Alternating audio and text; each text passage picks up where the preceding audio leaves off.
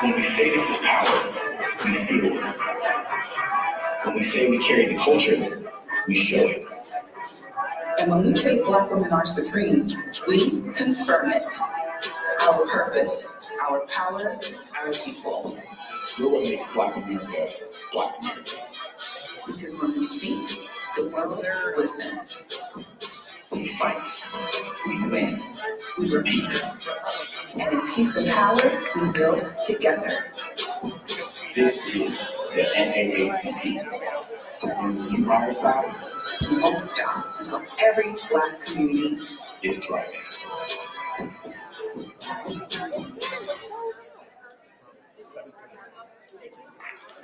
It's one thing to thrive, but it's another thing to do it for us. What does it mean to be Black and thriving? It means basking in our culture, our unique influence, our rhythm of joy. It means celebrating our community, our alma maters, our villages of pride and excellence. It means taking center stage, painting the town black, setting the standard of what it takes to be bold, talented, and brilliant. It means putting Black America first. Nice to meet you. I'm Minnie. Nice to meet you, Marty. That's right. No, you from the Olympic College. I was on one of the flags up there. And I did a video. It's on YouTube for the. We advocate. We represent. We did the recognize. dinner and the And when we vote, we vote. And vote. It's a YouTube And video. vote again. To make democracy work. Talking about for the We make that happen. Because of you. Because of us. Because of them. We make good happen.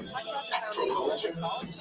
For community. and then do like people that got scholarships in different. Oh yeah. I couldn't remember that. Yeah. Welcome. Okay, got it.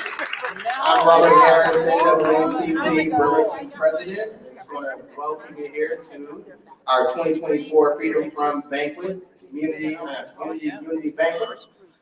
Just wanted to say hello, and I'm going to turn things over here to Shannon Turner, which is my baby of NAACP, for a welcome message here real quick. Thank you. And I hope everybody has a good time. Just a quick announcement. The 360 photo booth is here from 5 to 7, so I encourage you to go and jump on that booth.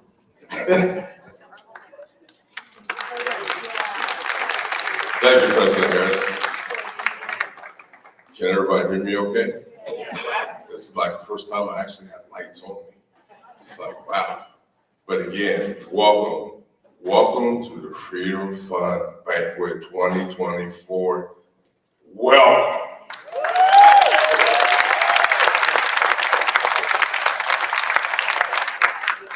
So I want to do something different because I know I have elected officials here in the house. So if you're an elected official, please stand to be recognized.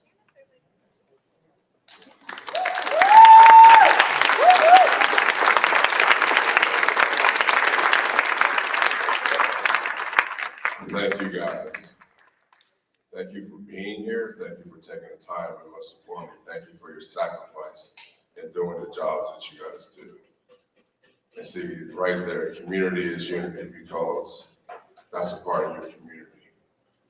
So take a look around. Look at who's at your table and sitting next to you. If you don't recognize anybody, say hello. Hello.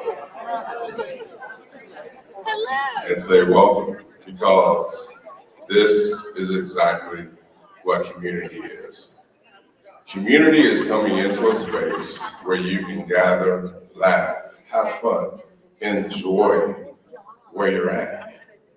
Community is coming together to support each other, whether it's in good times, whether it's in bad times.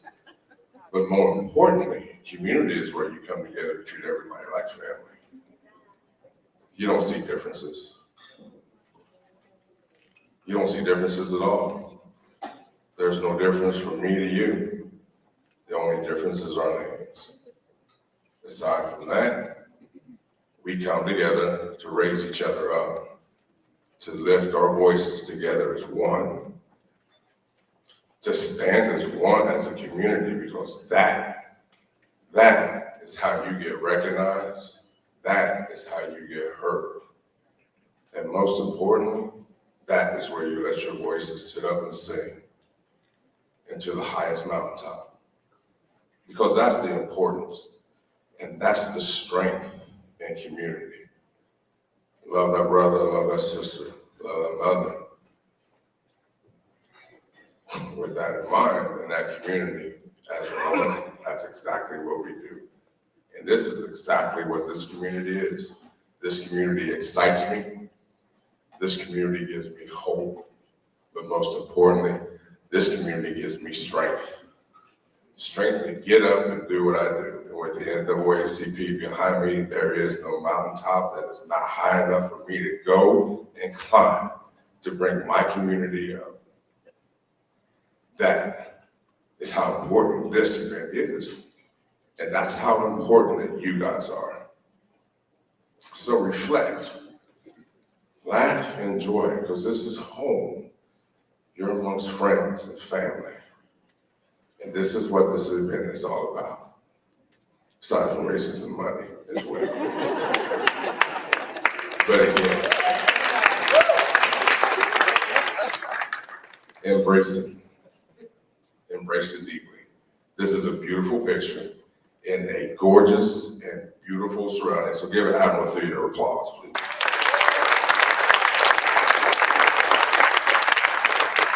President Harris knocked it out the park with this. But again, enjoy it, embrace it, live it up, because this is our night. This is our night to enjoy our community and what our community represents. And most importantly, what our community brings, because we're always going to have a seat at the table as this community.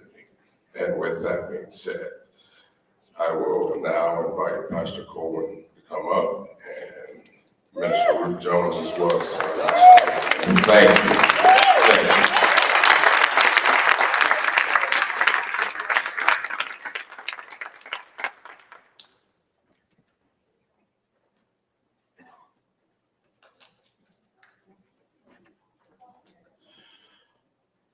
Let me begin by saying thank you so very much to the NAACP for allowing me to participate with the NAACP, of course, and leading our community for justice for everyone, equity and equality. I hope everybody that's here have a heart to continue to fight in the struggle. And so with that, we're going to bow our heads in a moment of prayer. Eternal and almighty God, we're grateful and thankful again for your love and for your justice, for your peace, and for your endless mercy. Lord, first of all, we want to say thank you. Thank you, Lord, for this day. It's of your great love and mercy for us. We're not consumed because your compassions fail not. They are new every morning, and great is your faithfulness. Thank you for giving the NAACP and all of us an opportunity and determination to be a part of the struggle. Increase our strength now. Help us to never lose our hope, our faith, our trust in you, but to always be ready to show mercy and fight for justice for all. Help us to always stand for unity and brotherhood, that it may be found in all of us. Give us a vision tonight, God. Give us a vision and courage and energy to replace racism with righteousness, to replace discrimination with dignity, to replace hatred with love and empathy. Please answer our prayer tonight. Provide us protection, comfort, hope, and healing for those who are crying in the streets, those who are struggling with poverty and hunger, from those men, women, boys, and girls who are in our neighborhoods and in our streets. Let us not forget those who stand with us near and far. God, tonight we ask you to bless the NAACP, bless this banquet, bless this dinner, bless our community, and bless our country and all of humanity. In Christ's name we do pray, amen.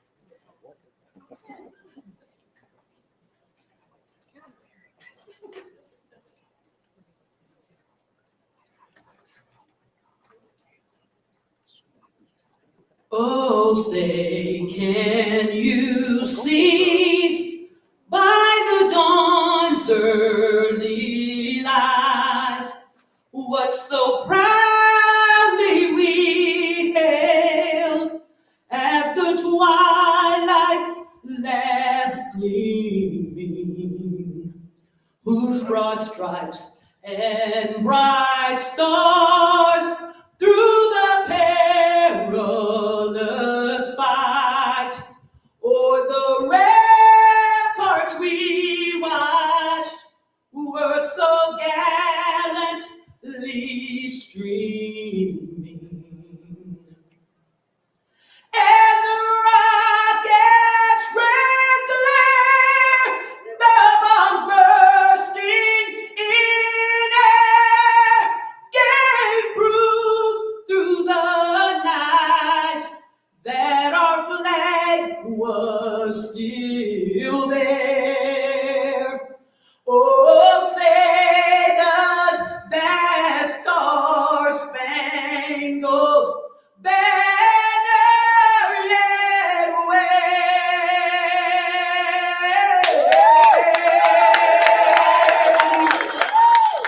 for the land of the free and the home of the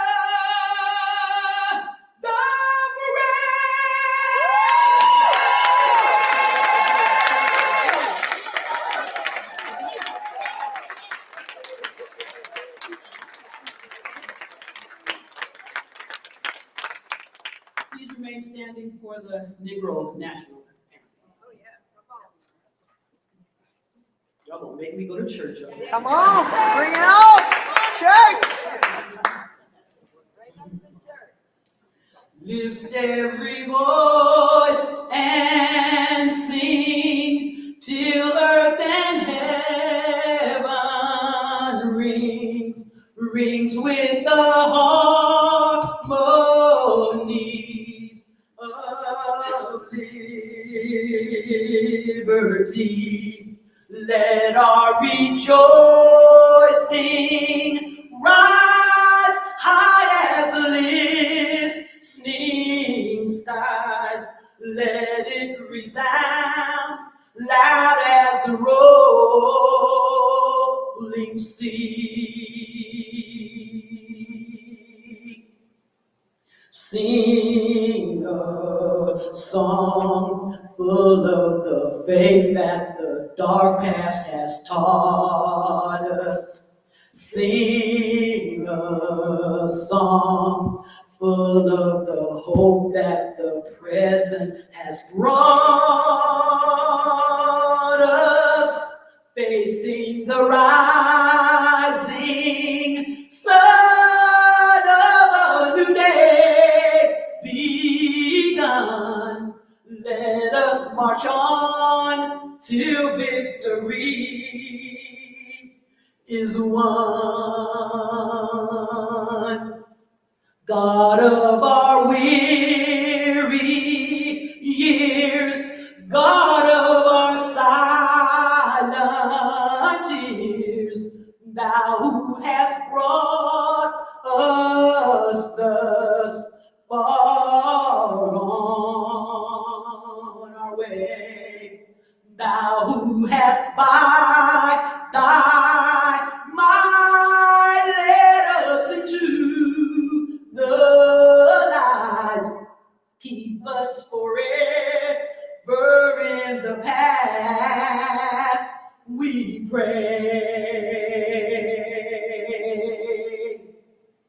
Lest our feet stray from the places our God where we met thee. Lest our hearts drunk with the wine of the world we forget thee. Shadowed beneath thy head, may we forever stand true to our God, true to our native land.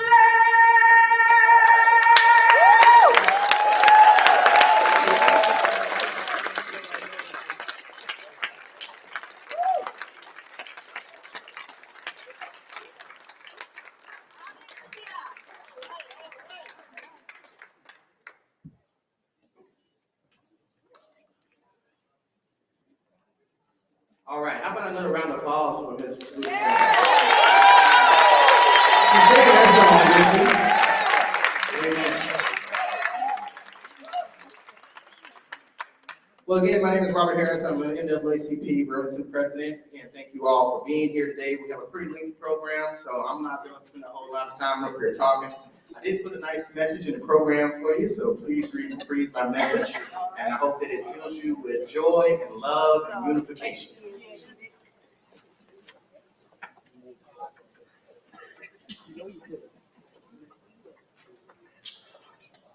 Next, I'm going to have Mayor Wheeler come up here real quick. Mayor Wheeler.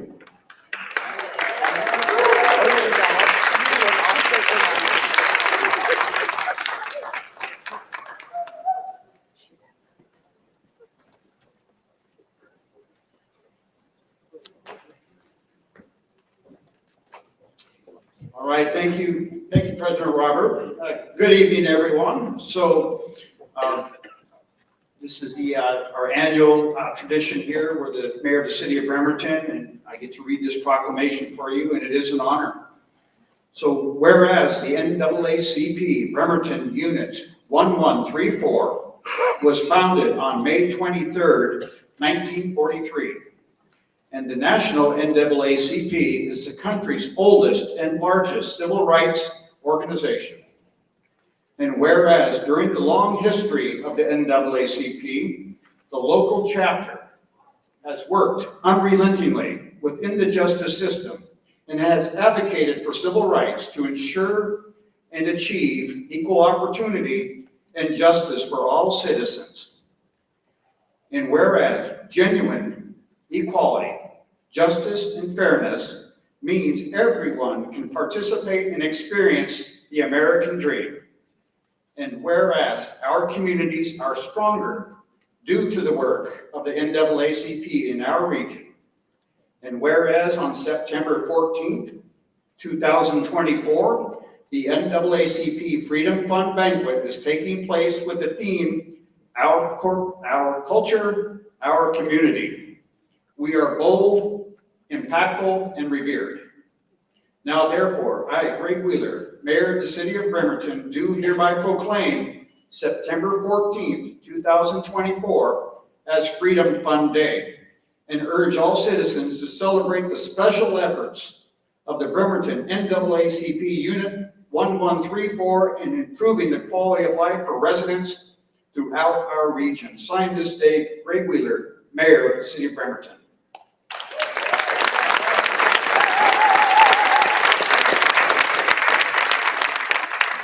All right, thank you, Mayor Wheeler. Next, we're going to do the land acknowledgement, just deviating from the program just slightly here.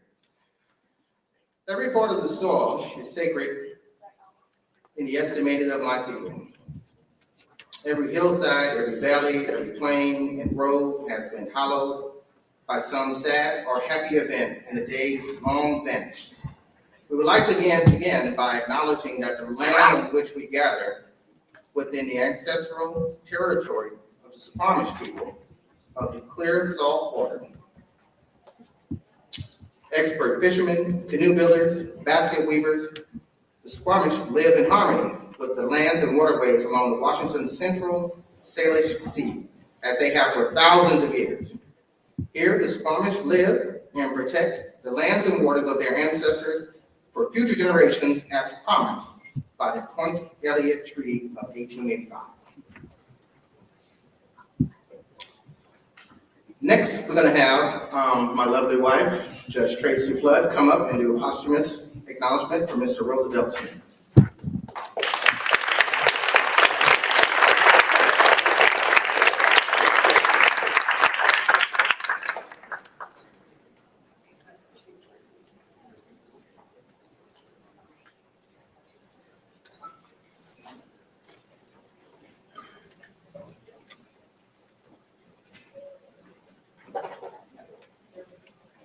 Good evening, everyone. Good evening.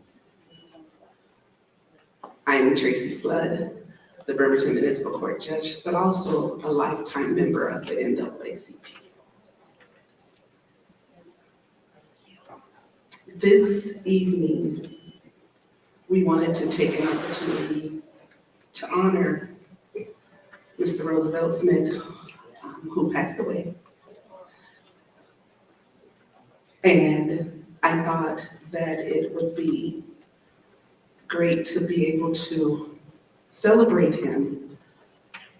We did celebrate him last year at our NAACP dinner, but also to contact our Congressman, Derek Kilmer, and ask that he issue a congressional letter in his honor. And lucky for us, Congressman Kilmer could not be here, but he is in DC where he was able to get this done. So we have a video, and I'm going to read from that letter, the congressional letter. Mr. Speaker, I rise today to honor the life and legacy of Mr. Roosevelt Smith, a passionate historian and community educator. Mr. Smith passed away in late June after leading a life of service to his community and to his nation. Mr. Smith attended the second oldest Black high school in Memphis. He was later kicked out of college for demanding the hiring of more African-American professors. That caused his draft status to be changed to 1A, leading to his enlistment in the U.S. Air Force, where he served for 6 years. After serving his country, Mr. Smith chose to serve his community as a historian and activist. Upon moving to Kitsap County, Washington in the late 1970s, Mr. Roosevelt helped found the Bremerton chapter of the National Association of Black Veterans, led by the Black Historical Society of Kitsap County, and served as a board member for the Kitsap History Museum. At the museum, Mr. Smith ensured that Black history was told through sharing of his memorabilia in the Black Americana exhibit. For Mr. Smith, justice for Black community was always a priority. Mr. Smith used his historical pieces to educate the community. When items would upset visitors, he welcomed the uncomfortableness, the moments, the awkward conversations, and used this as a time to teach and encourage others to understand the significance without confrontations. He was also well known in local antiques and arts communities, where he worked each year at the Kitsap Antiques Show as an appraiser, owned his own watch repair business, and was a familiar face in the Kitsap's antiques and vintage shops, looking for pieces of historical significance to conserve and educate the public. Mr. Smith dedicated his life to ensuring that historical experience of the Black community of this nation are not forgotten.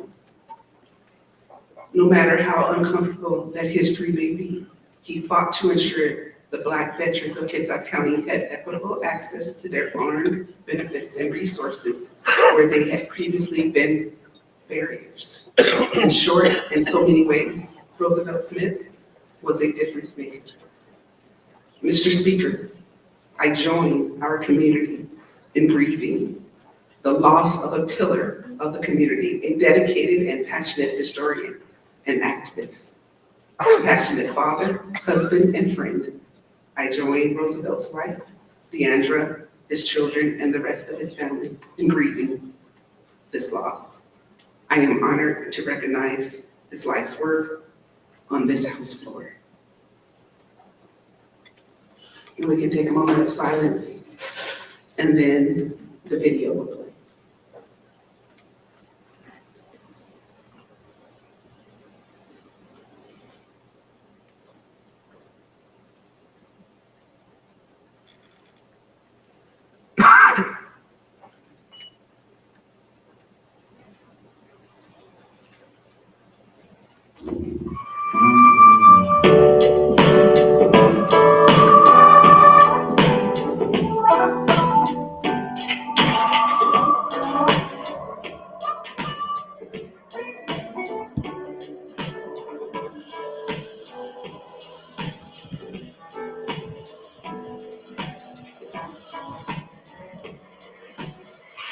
My name is Roosevelt Smith. 40-some years ago, I came to Bremerton at the invitation of one of my schoolmates that had settled in Bremerton. His name was Wayne Cody. And he said, man, why don't you come up to Bremerton and hang out with us for a little while?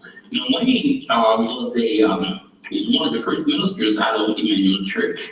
So I said, yeah, I'll come up there. So I came up, and during that time, I had a nightclub in Memphis, Tennessee. And I was a terrible businessman, okay? I mean, I'm terrible. So I come up. My first night here, his family took me out to dinner. The next day, I decided to come to the library to read about the Bremerton, this new place I was going to stay for a little while. As I left his house, which was on 4th Street, I'm walking down the stairs, and all of a sudden, the police officer stops in front of me. Now, remember now, I'm coming from Memphis, Tennessee. And he's doing something of this nature. So what I do is I get on guard and he's like, look at you. Then I figured out he was waving at me. And I'm like, wow. So I'm waving back at him. The next thing I did is I came to his library and I got so warm, I felt so accepted. And I decided at that moment, because of those two experiences, this is the place that I want to be. As a young man, I was not a follower of Dr. King. You see, even in the black community, we had the generation gap. My father was a follower of Dr. King, and he was arrested 14, 15 times with Dr. King. Me, on the other hand, I was more of Malcolm X, the Black Knights, the Invaders, and the Panthers. My father and I would have many dialogues about our ideologies. We had our different. But one of the things we found out later on, I found out, is that we both were on the same path. We wanted the same thing, which was equality. Later on in life, I realized what a tremendous person MLK Jr. was. Incredible. If you read his books, if you see his documents, and you listen to this man talk, and the ideas that he was throwing out, they're still relevant today.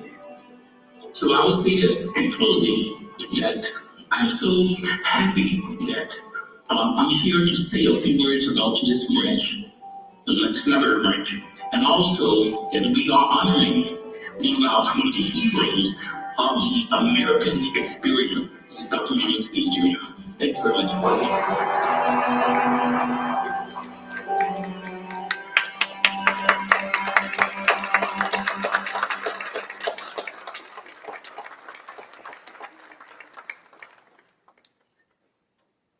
So next, we're gonna have some community remarks by Julius Doc Black. Thank you.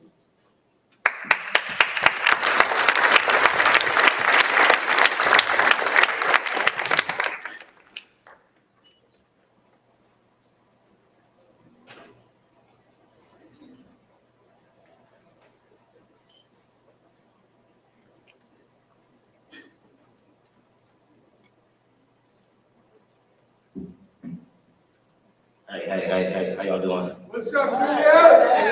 I see a lot of people that I love and respect in here, so I'm a little more comfortable.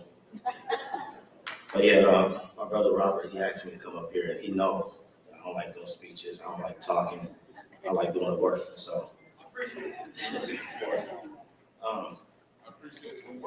Appreciate it. But I've been a member of Kitsap County for 30 years now. And, when I first moved here, it was a little rough. And we used to hope things get better. We used to hope things get better all the time. And, a couple of weeks ago, I went to church at camp with Pastor Tripp, and he told me, don't hope, expect. So when I look around here, I expect things to get better in Kitsap County. I expect.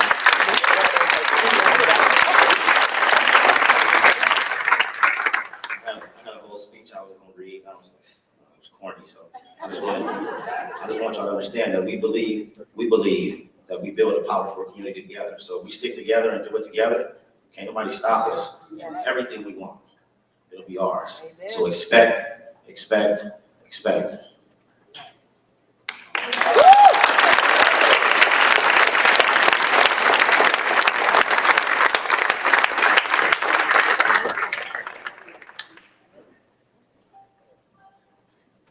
Thank you, Doc. I definitely appreciate you. Maybe I know you, I was kind of tough one, but I appreciate you.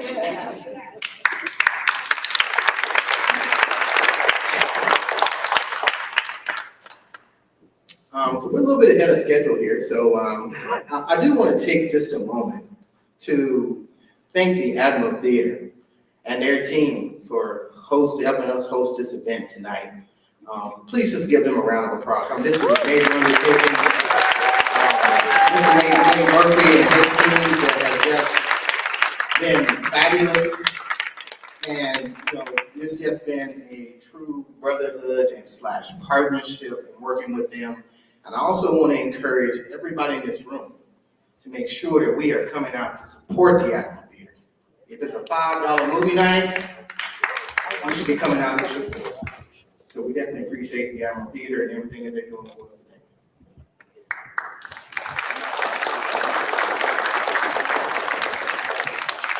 And I also want to just take a little bit of time. We always acknowledge our elected officials. We appreciate everybody that's here tonight, and I see some familiar faces in the room. But I also want to just take a little bit of time and acknowledge our community leaders who are leading the charge in this community. So, give yourselves a round of applause. Matter of fact, stand up, and take a bow. Come on, don't be shy. Take a bow. Dr. Blackwell, there's many of you in this room. Pastor Cole, Harriet Ryan. Let them take a bow. Judge Bud, you should be standing up too. Before you were judge, you were a big compliment. Stand up, take a bow.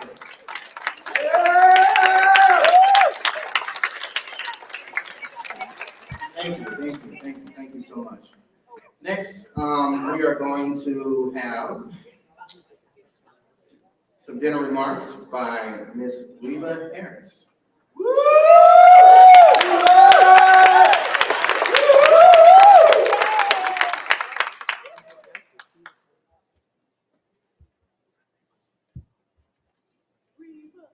We're a little hesitant.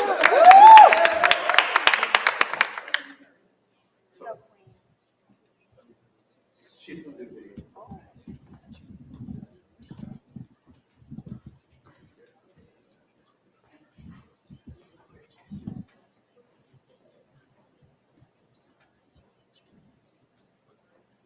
It took me longer to walk up here than what I'm going to say.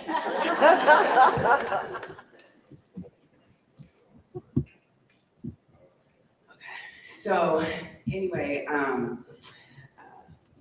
I just want to say just a few things. This is my name's Revered, obviously, and I work at Kitsap Mental Health, but I'm also a member of the NAACP. But I also want to acknowledge that this month is Suicide Awareness Month. And, it's very important when we look at the community within the Black community. History shows that We have used our big mamas for therapy, and we've used churches for therapy. And a lot of times we suffer in silence, and we don't seek the support, and we don't seek the help, because we may not see people like us or trust the process.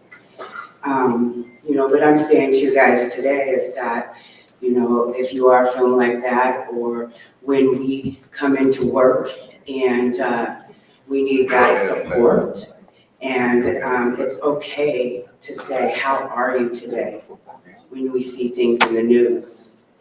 It's okay to, just take that moment to acknowledge, because we do suffer. And so, please take that time to do that. But with that being said, I just wanted to let you guys know that dinner will start at 7.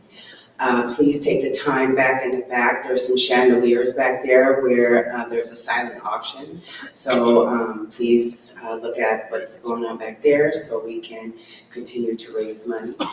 And I just want to thank everybody for being here. Thank you. And there's a video that kind of showcases our work and impact in the community. Thank you.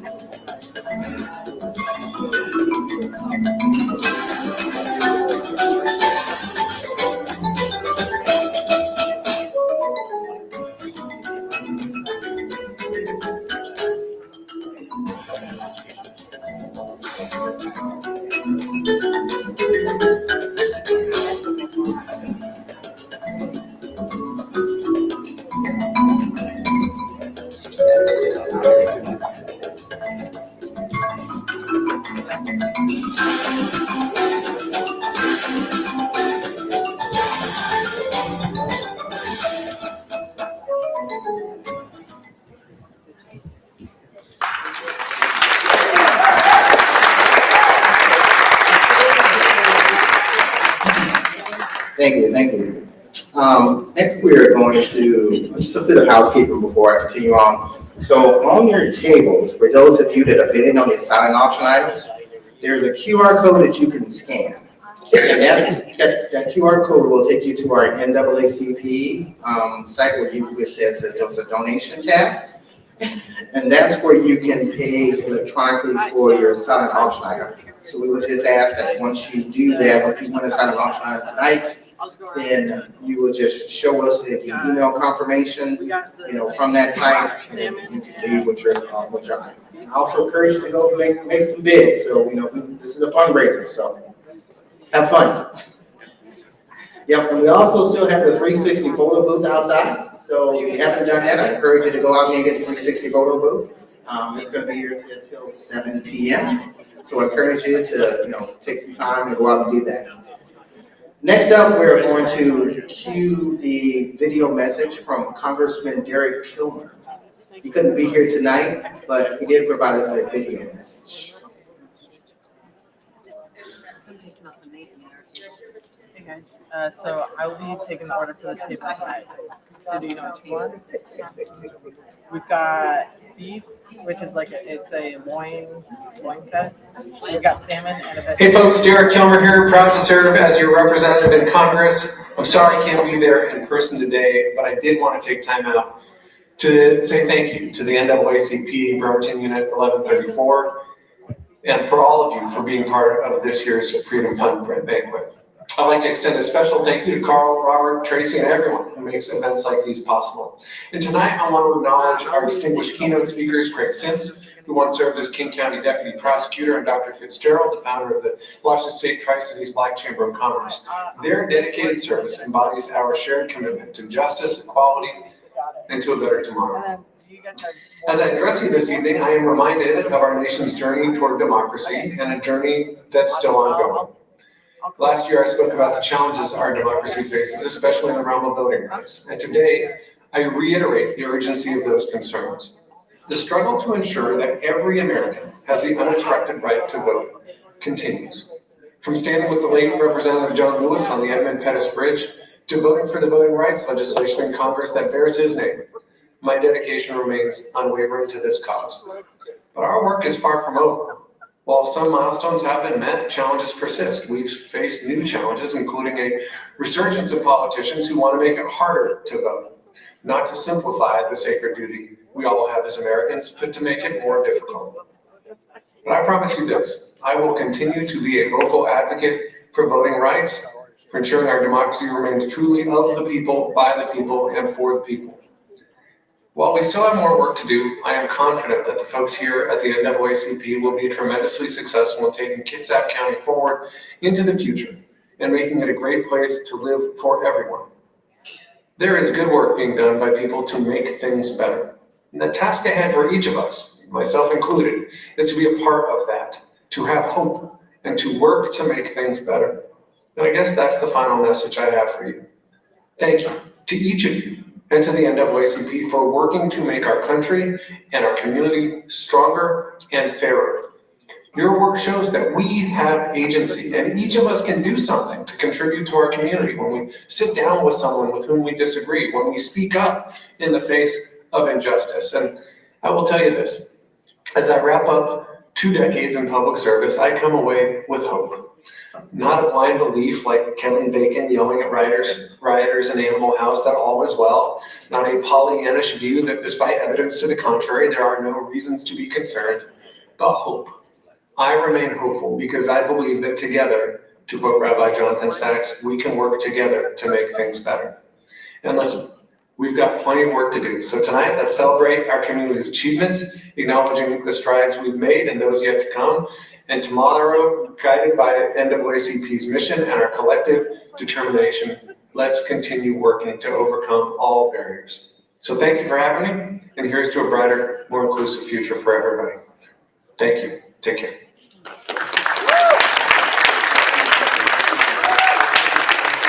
We definitely want to thank Congressman Kilmer for all the work he's done in the community. We definitely appreciate it. He has been a champion for us, and he is actually one of our awardees tonight. So we definitely appreciate that.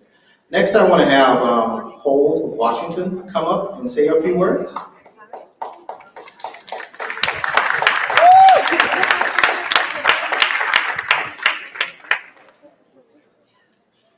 Well, thank you, everyone, and thank you, President Harris. And just gotta say, anyone else think President Harris has a nice kind of ring to it? You can kind of get used to that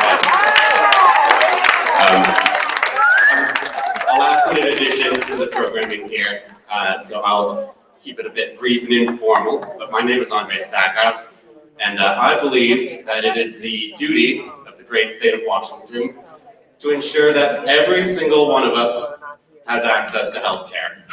So that is why I'm the executive director of Whole Washington, a 501c4 nonprofit, working to make that a reality. So why universal health care? It's one of the few core public services that every single one of us will need. Born in our healthcare system, and we see it again at the end. And if we're lucky, we don't see it too much in the middle, but it truly does affect all of us. And we're very far from them. There's nearly 500,000 uninsured people in Washington state, even though we pay quite a bit for it. And it's not just that it's expensive, it's that it's deeply unequal. So,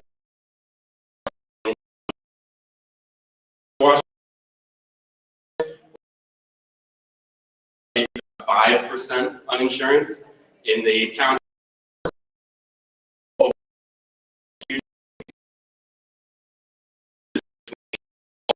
population, men and women.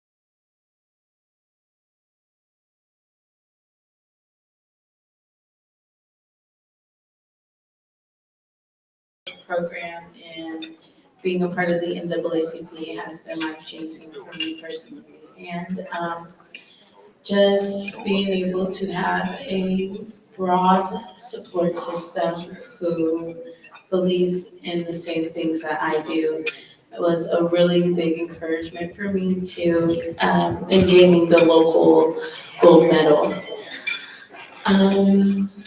When I had received it, I was very excited and didn't know what was ahead of me and what Las Vegas had for me. And when I got there, it was just a wonderful opportunity.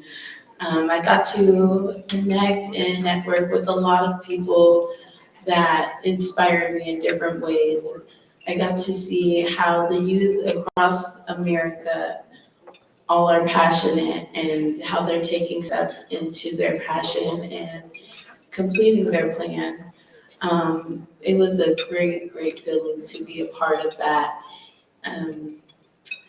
So with my sculpture, I wanted to symbolize Black women in Congolese history and how their history is very profound and undiscovered, and how they have women in power that speak for them and what they needed at a certain time, which was freedom of being enslaved and freedom of feeling brought down by a lot of oppressors. And with the help of a lot of civil rights activists, they became free. The president was Black, and she was also a civil rights activist, and I was inspired by her story, which was what I created with my sculpture right here. And it was just a great experience all in all to discover something I didn't know I had within me.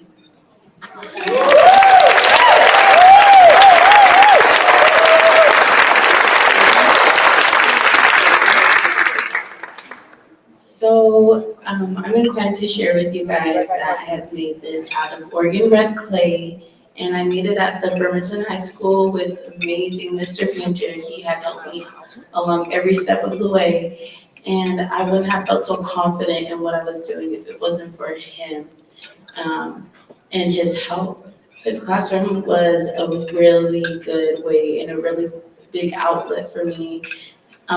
And what I needed at the time. He provided the resources, which was kind of hard for the requirements for the AXO program. I can't use glaze, and certain kinds of clay weren't allowed. So finding resources that are native to Washington and native to Oregon, I had found some clay that would work and a slip glaze that would work as well. And using tools like, I can't think of the tool names, but using like wooden tools to sculpt it gave it the most natural effect for the hair and for the face and for the eyes. I used references of Congolese women and made it kind of like a general face for what they look like. And for the hair, I was inspired by a Vogue model. She's a Congolese model and I was inspired by that. Yeah.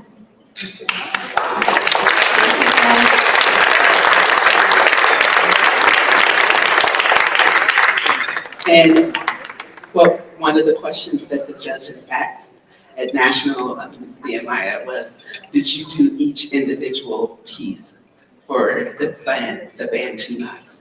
And she did. So each of these represents a piece that she did and applied.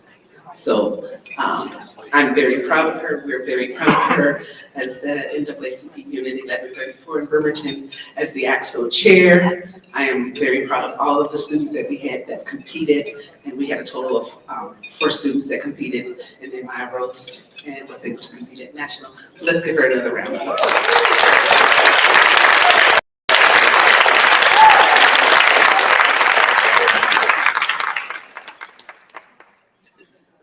So that's gonna lead me into my comments.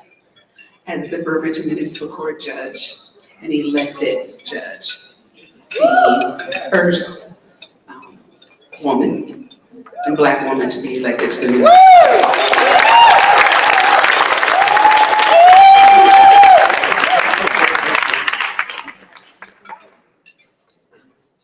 It hasn't been easy. But what I want to share with you is that I was elected in November of 2021. In my first 6 months, I secured $100,000 in funding to provide a new AV media system for our court. That court had not had an AV media system overhaul in 15 years.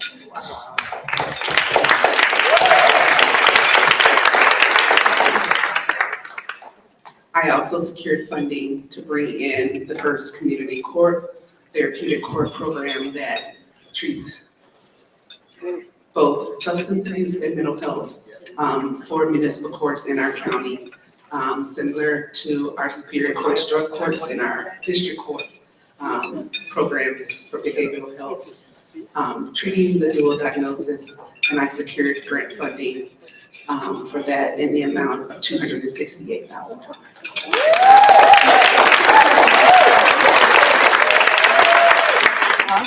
So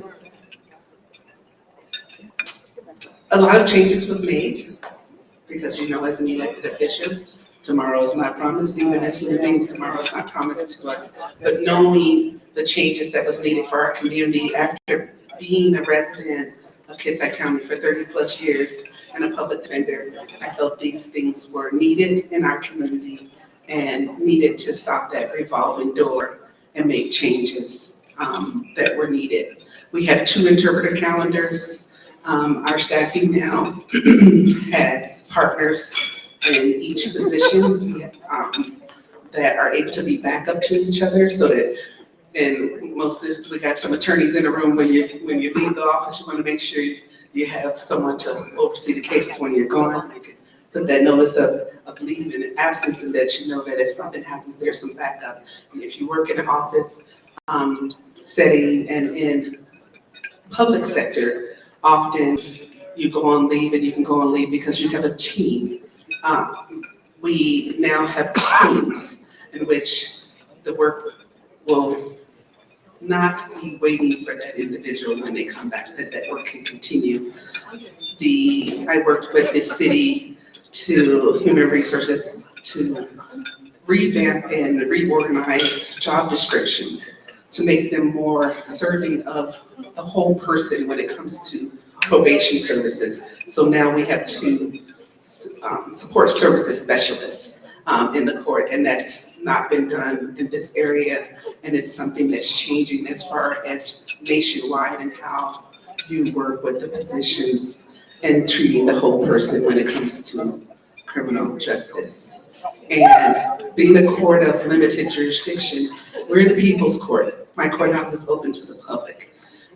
We didn't have armed security, and we were having, unfortunately, people that were coming into the courthouse and smoking in the bathroom and meth using and all of these things because there wasn't any security. So they would come in and do these things in the courthouse bathroom.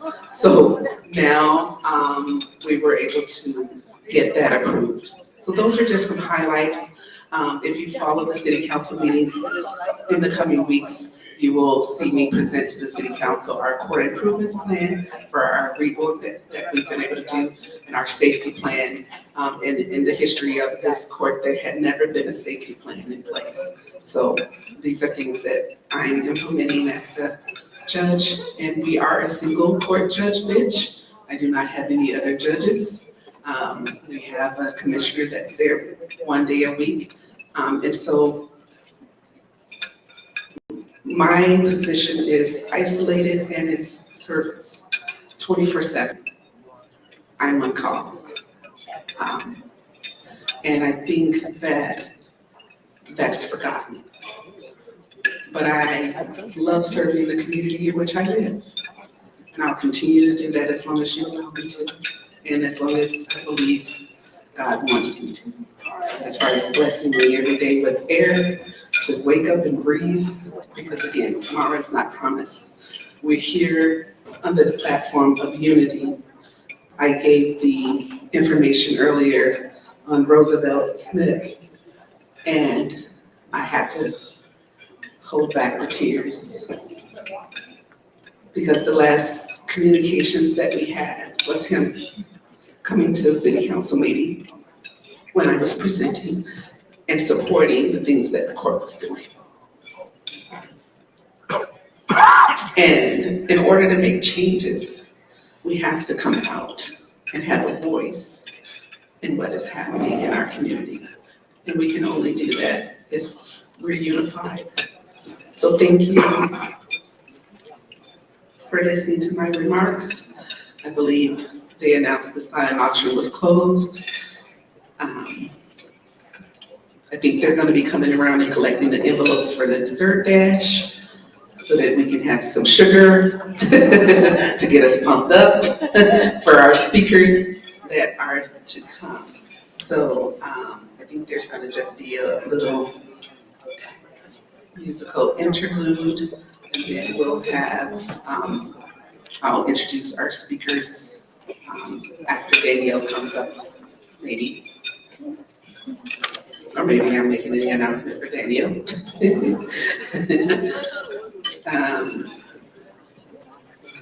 And then we'll hear from our keynote speakers. So I hope you're enjoying these wonderful meals that have been prepared by the Admiral.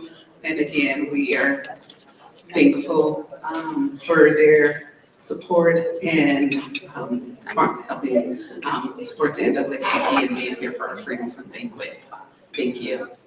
Here comes Danielle.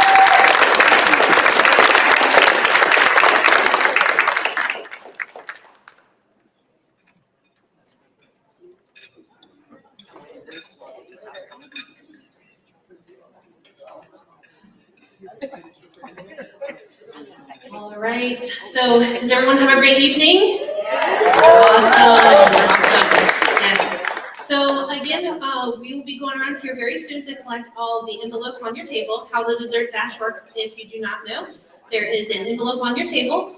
In there, you can write down your name, your phone number, and how much you're bidding as a collective, as a table. I will then count up, and then whoever is the first one to raise the most money will be able to go dash for one of the fabulous desserts back there.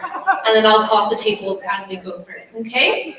All right, thank you so much. And the silent auction is closed. I'm going through that right now as we move into the dessert dash, and then I will have announcements later about who won which item. Thank you.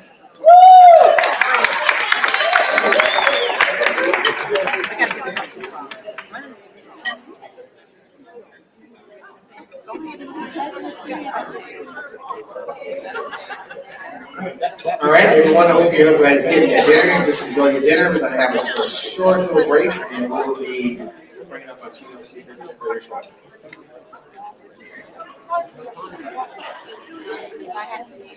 I have to.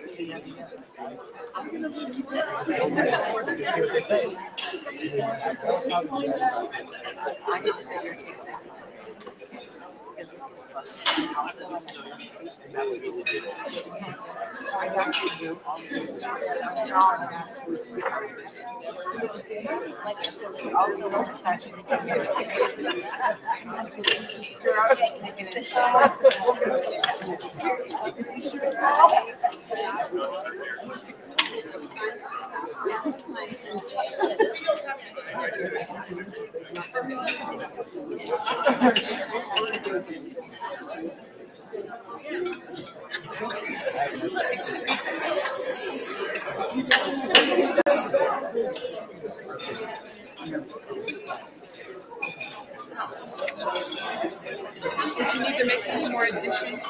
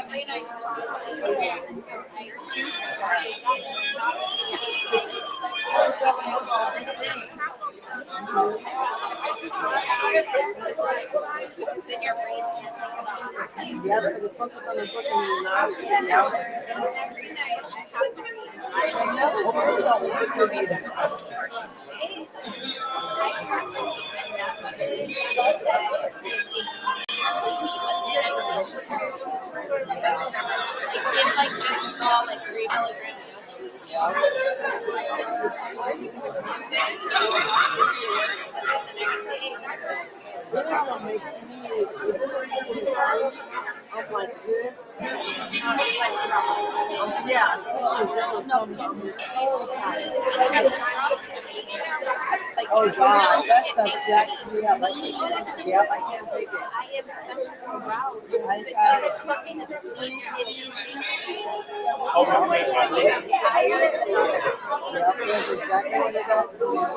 I've got number bad and some.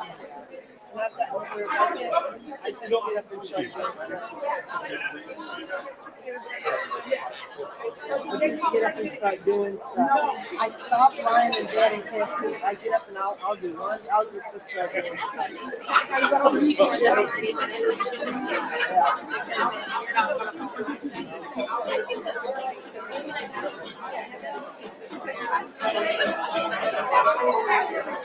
My body is like training and then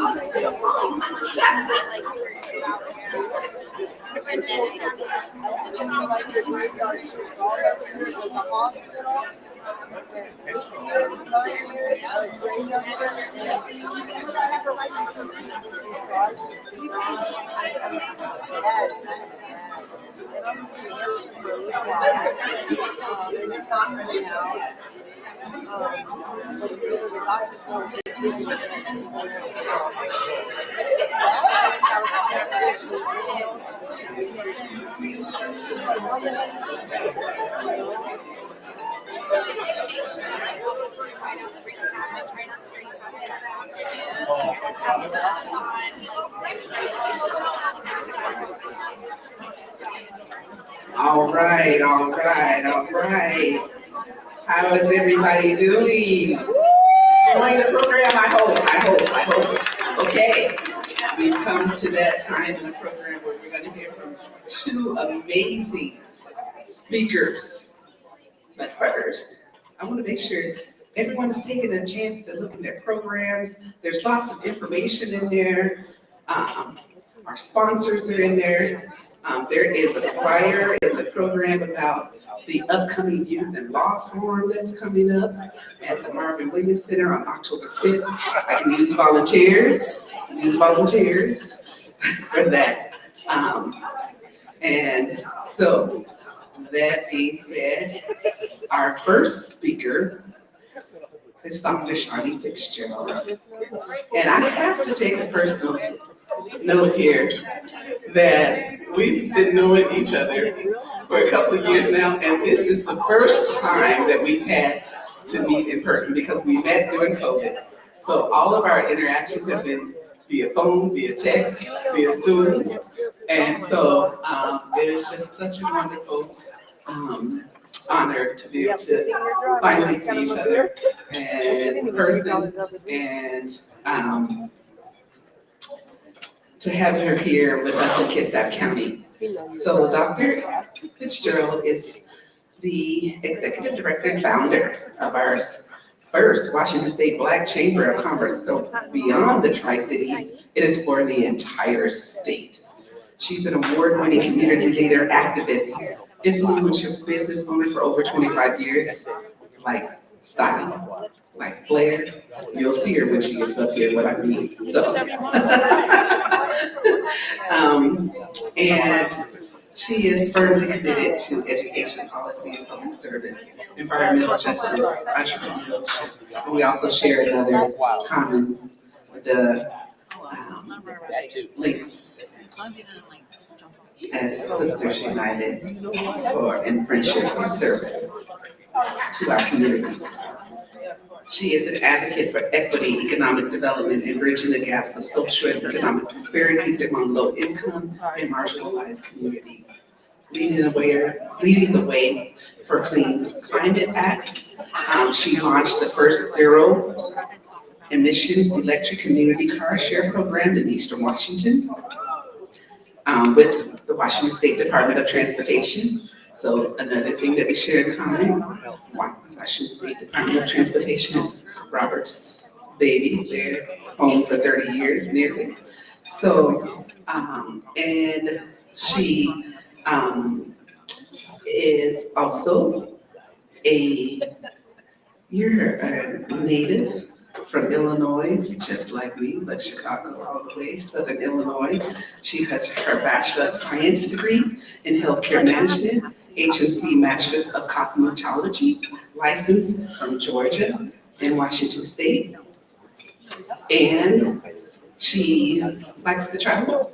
As a matter of fact, she is with us coming off the plane from California and did a layover in Seattle to be with us today. She's a mother of three, a wife to Eric, who's with her.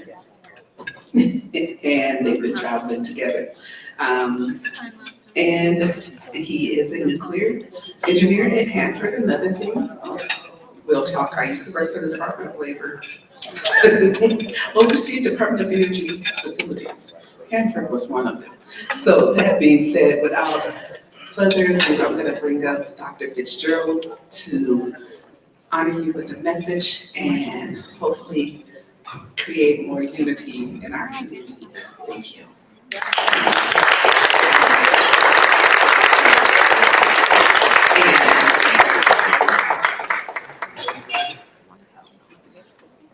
we'll do a musical interlude between the two speakers, and then I'll introduce Craig. Okay, so.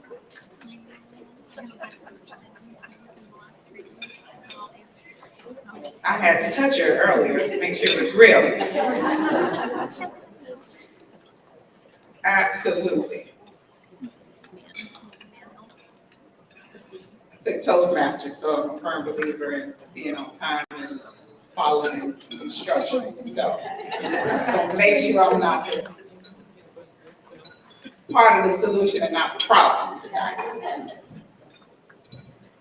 So wonderful to be here.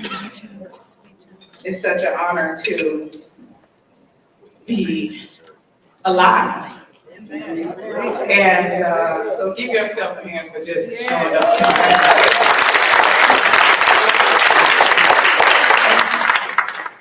This wasn't in my morning speech, but it resonates with me because I hadn't heard it in a while. And on the way here, I said, I know this is not church, but because I'm a servant at heart, it's so hard to kind of separate the two. Amen. But I want to recap on something that we heard tonight, a song. And it was God of our weary hearts. Well, God of our weary years.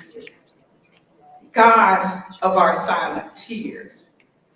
Thou who has brought us thus far on our way. Keep us forever in thy path, we pray. And that song reminds me of the scripture, Galatians 6:9. And that is to every last member of this chapter. So I want you to just stand, because I didn't get a chance to see all of you. But the NAACP chapter of Bremerton, says 1134 chapter, just stand for a minute. Because I want to specifically read this scripture to you. And that is, let us not become weary in our well-doing. Sometimes we're smaller numbers and it seems like we have a lot to do. I'm always at table one because most of the time I'm running the organization, planning the problem, and then I gotta get up and down and speak. So table number one is no surprise to me that you are doing the work and you're up and down, and usually that's the most empty table in the room because somebody's up doing something. But let us not become weary in our well-doing, for at the right time we will reap a harvest if we do not give up. So I want to encourage you not to give up and keep doing the work. I want to, first of all, thank each and every one of you again, and thank you, President Harris, for inviting me out tonight. This is an honor and a pleasure to be here. And to all the esteemed members of the NAACP. How many members do we have tonight of the NAACP? Let me see you stand. If you're a member of this chapter, please stand. I just want to see who you are, that's all. That's all, that's all. Or any chapter, if you're a member of any chapter of the NAACP, let me see you. And thank you so much for your service. And I also want to thank my husband, Eric, for just being there for me. Daughter off in college, she decided that she wanted to go clean across the United States. So she wanted to go to the University of Houston to study law. And she's only been there 2 weeks now, 3 weeks. We made an excuse to go see her about a week. Last weekend, she was not happy about that. But needless to say, I am a proud mother of a daughter who is making waves in the political realm. She has served here in Olympia. She was one of the youth advocates for Washington State. And she also is, she wrote her first bill for inclusive education for the school systems here in Washington State. So my hands hands are at work, and I am passing down the torch, and I'm truly delighted to be here at the Freedom Fund Gala. And with my two-time sister, Emerge, okay? Emerge was definitely the starter point of our connection and friendship, also a sister in leadership with in LinkedIn. And both of those gave us the ability to connect and also become friends. Even though we never seen each other in person, I know her work, and I'm so happy to be here today to bear fruit, a witness of the fruit of your work. So thank you again for inviting me. Thank you.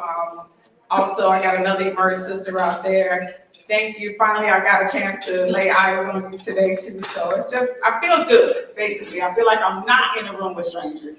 And I feel like I'm almost at home, except I'm not. I got a couple more hours to go, and then I will be there. But I want to also just give knowledge to our newest charter of the NAACP chapter in Tri-Cities, Washington. We are actually 1135B in Pasco, Washington.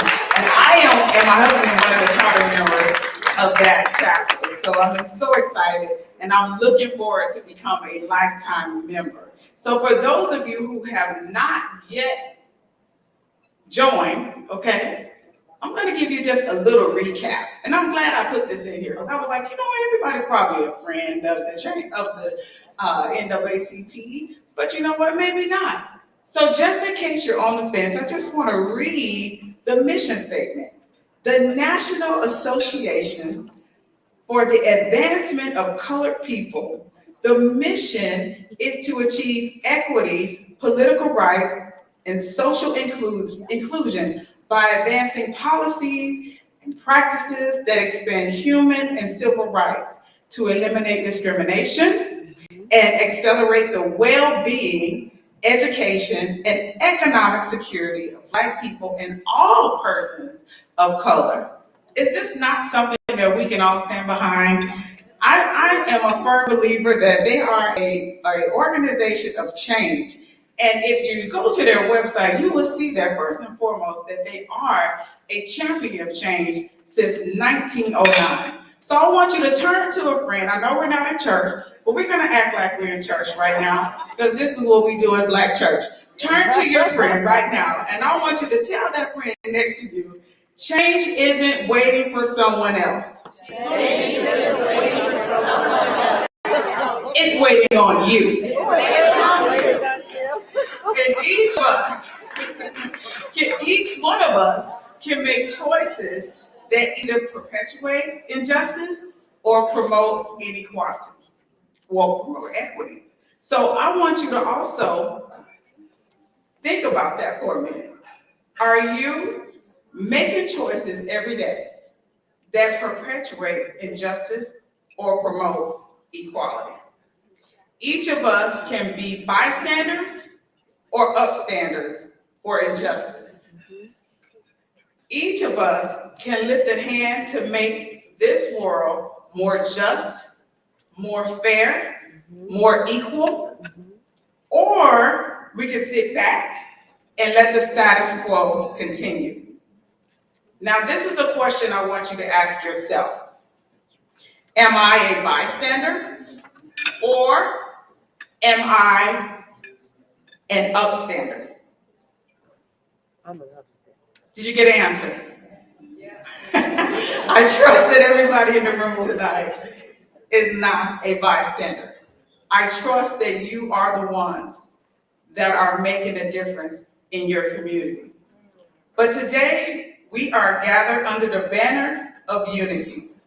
Today, we are here to acknowledge the purpose and the strength of embodying the essence of this year's Freedom Fund theme, which is our culture, our community, and tonight is a moment to reflect on who we are and what we stand for. And I don't know about you, but if y'all notice the play on the word community, which emphasized the word unity, which we all know our country is in desperate need of. And so I made sure that my message embodied this year's theme. And as I look around the room, my heart is overjoyed to see each and every one of you and the diversity that is represented here for this charter, for this chapter of the NAACP. We are bold, impactful, and reverent, not just for our past, but for the legacy.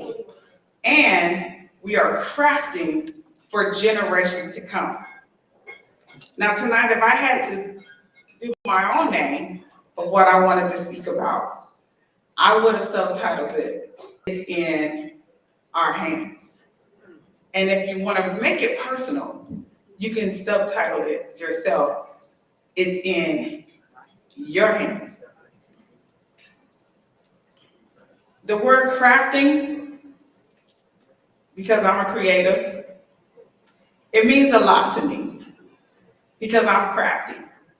I like to think of myself as a person that's just good with my hands. I remember my grandmother would always tell me that. She would take my hands and say, "Wow, you have great hands." It's something about your hands that, that when you touch my hair, I feel like my hair growing. I don't know if you know, maybe people in the Black community, they're serious about you can't touch their hair. So if you're invited to touch the hair, that's a good thing. And so grandma would always say that.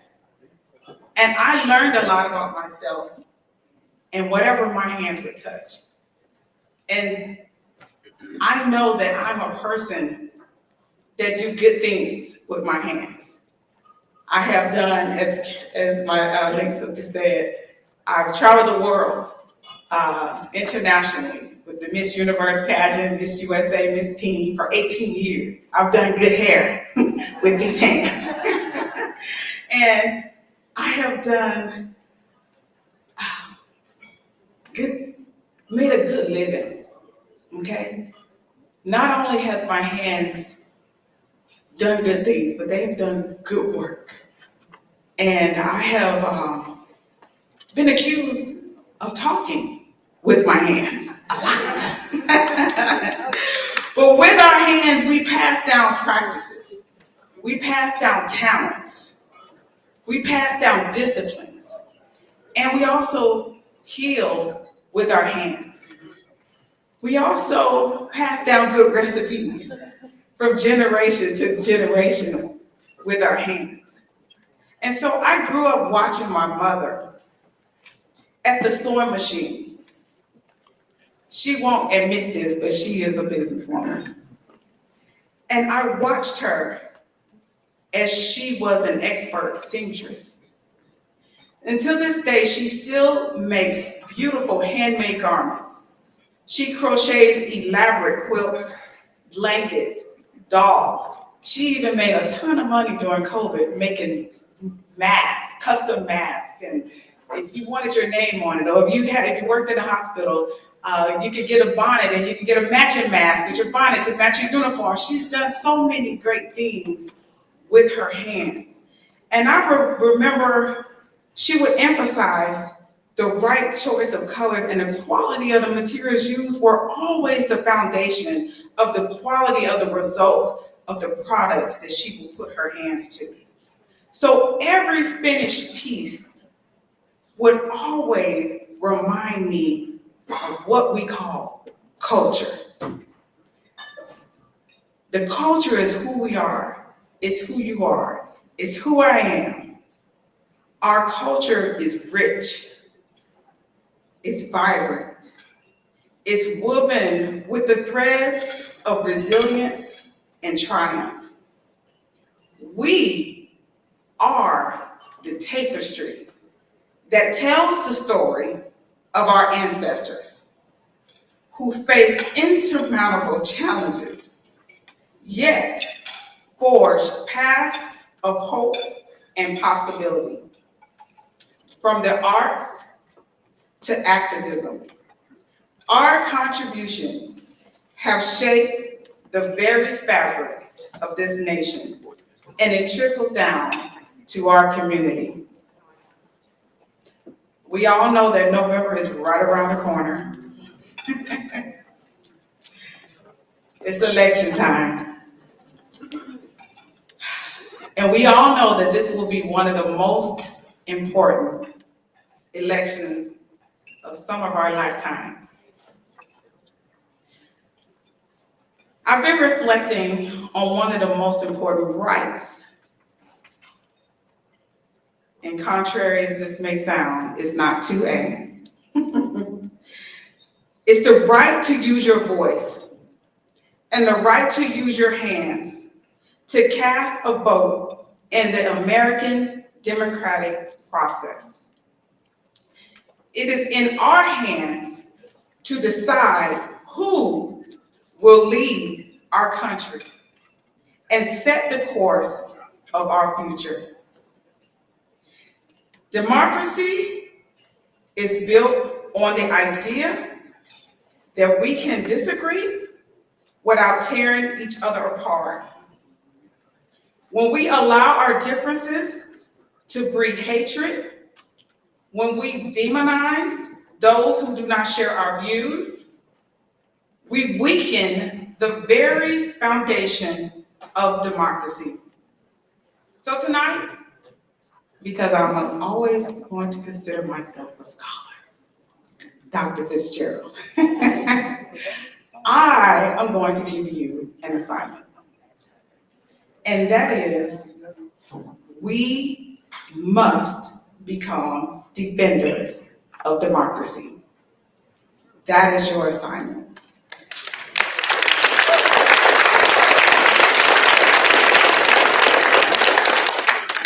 So promoting democracy means fostering a culture where differing opinions are respected, a culture where we listen to one another, and where we in dialogue with hope and not hostility. In the 1950s, I just want to share this story real quick. Let me check my time. All night, all right. Let me check this here. In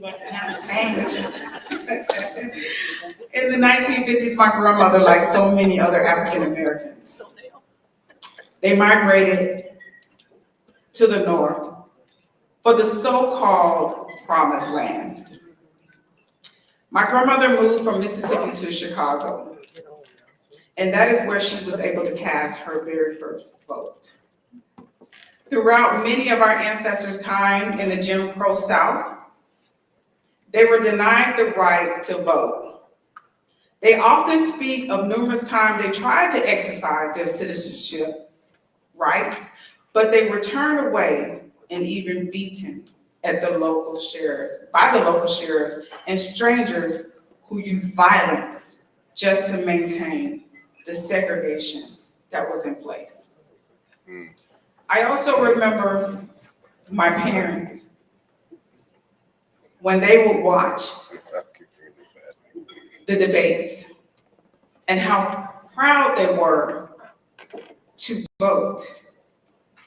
And I remember, even though I couldn't understand how important it was at that time, the sense of pride, the sense of responsibility of maintaining the promise, and the sense of accomplishment when they returned home from casting their vote. They instilled in me to never miss a single election and to never allow anyone to deny me the opportunity to participate. So at this point in my life, and at this point in your life, we have to make a declaration that we won't go back. We won't go back.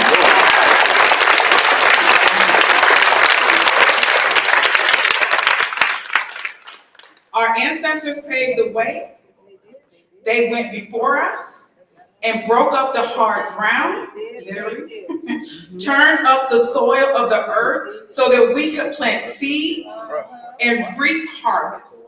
So comfortably, sometimes we may be, whether you have a black job, a white job, a Mexican job, or if you just have no job. We cannot get so comfortable in our day-to-day lives because the work is not yet done. Amen. The work is not yet done. We have to find the courage to push through the complacency and complaining sometimes and put our protest to the plow. Anybody know what that means?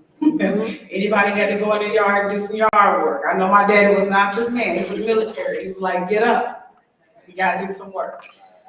And so when we put our protest to the plow, that means we gotta put our hands and put our actions where our mouth is, right? I watched the debate and I saw some of you had the opportunity to attend the DNC. That was amazing. I wish I was there. But I wish I was in the room when our former President Obama heard the audience booing. And he said, wait, don't boo, vote. So not only do we have to accept the assignment and understand the assignment, we need to finish the assignment. We need to understand that protest is critical, but the plow represents the quiet, yet equally powerful sign of change. The plow represents the day-to-day labor of reshaping our communities, our policies, and our lives. Every day I wake up, I'm on the plow. They say, Shawnee, how many jobs do you have? I don't know. I got a lot of jobs. Because guess what? The harvest is plenty, but the labor is few. There's a lot of work that needs to be done that's not finished yet. And somebody is getting up every day on the plow. Some people are bystanders and some are upstanders. I choose to be up.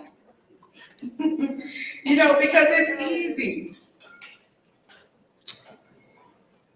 to raise our voices in anger when injustice come on. We turn the TV on and we see somebody got shot, and we mad, and we go to work and we complaining and rallying up around all our friends. We going out and we protesting and we burning down and tearing up our streets. It's easy to complain when the injustice comes. It's easy to go out and protest and to, I would like to say, talk the talk. But when it comes down to walking the walk, how many of us are actually showing up? How many of us are actually sustaining your local NAACP right now to make sure that if you're not the person that walking the walk, maybe you can put your checkbook and let that do some talking, right? Because there are a lot of ways that we can give back. Some of us have a few extra hours of the day to give back more than others, but I would like to believe that we all have the same 24 hours. It's just what we choose to do with our time. And I want to say in 2020, I was one of those people. I wore myself out. After the George Floyd incidents, I was outside, I was marching, I was, yelling in the streets, and not too crazy, not what they did in Seattle, but definitely I was doing what I could thinking that, you know, this is what was going to move the needle. But I have to say, as I began to educate myself, the more I educated myself, I realized that unless policy change, nothing else matters. And so I began pushing for community partnerships, pushing for new policies in our community. And that is when I decided to push for the Washington African American Chamber of Commerce. Because I realized that after the census, I was outraged. I was outraged. After the 2020 census, I don't know how many of you follow that or pay attention to that. Maybe you do, maybe you don't. I actually learned something about my Black community that I didn't know, to the point I wanted to do something about it. And I only chose 3 things tonight to share.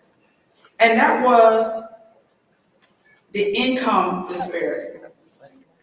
The median household income for Black or African American households is approximately $45,000 compared to $74,000 for white households.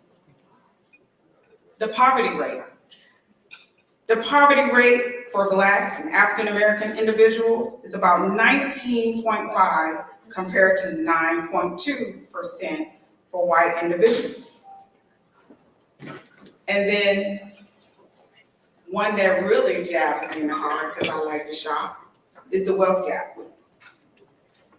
The Federal Reserve Survey of Consumer Finances from 2019 revealed that the median net worth of Black households was $24,000, while the median net worth of white households was $188,000.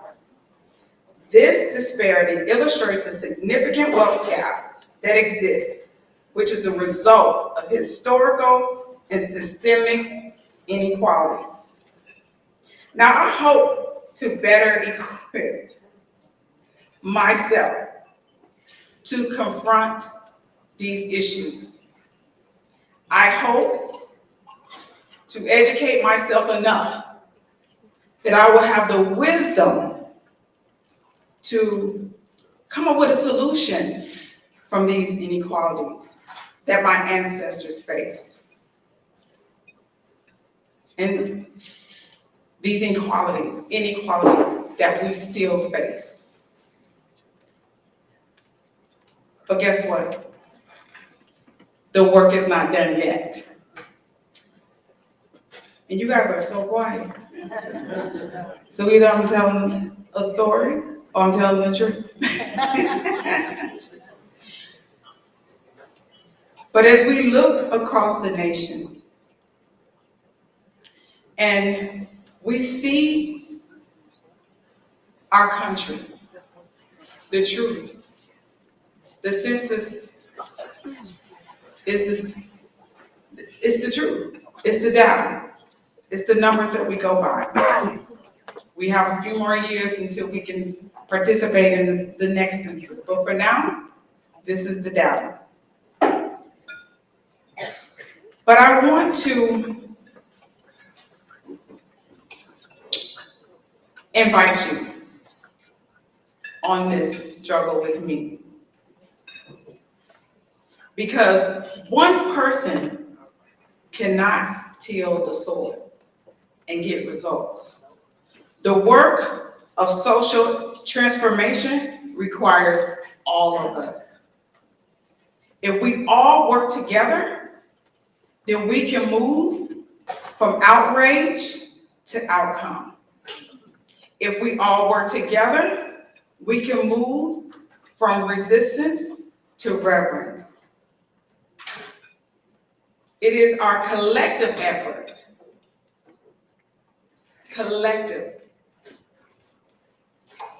that we make the change happen. And I'm a firm believer that every person has a role. Every person, whether you're advocating for legislative change or mentoring the next generation. We simply have a role, even if it's just standing with me in solidarity. We need every person in place, in position, when the work of our hands needs to be put to the plow.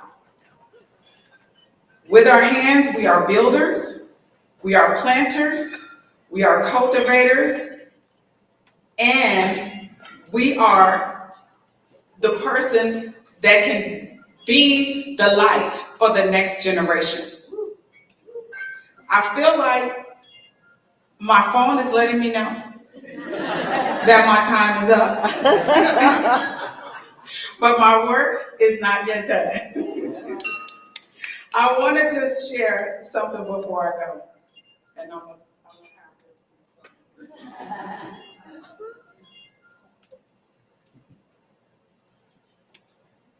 I want to share the late Nelson Mandela. He said it best. It is in your hands to create a better world for all who live in it. I want to also share this because as I look around the room, I just see some differences, but I also know that we have a lot in common. Each of us bring a unique strength to the table, and that is through unity, collaboration, and solidarity. If we can bring all those together, we can make a meaningful change. I want to encourage you to be bold in your pursuits. I want to invite you to take part in your local elections, meaning run for office. Be the change you want to see. I want you to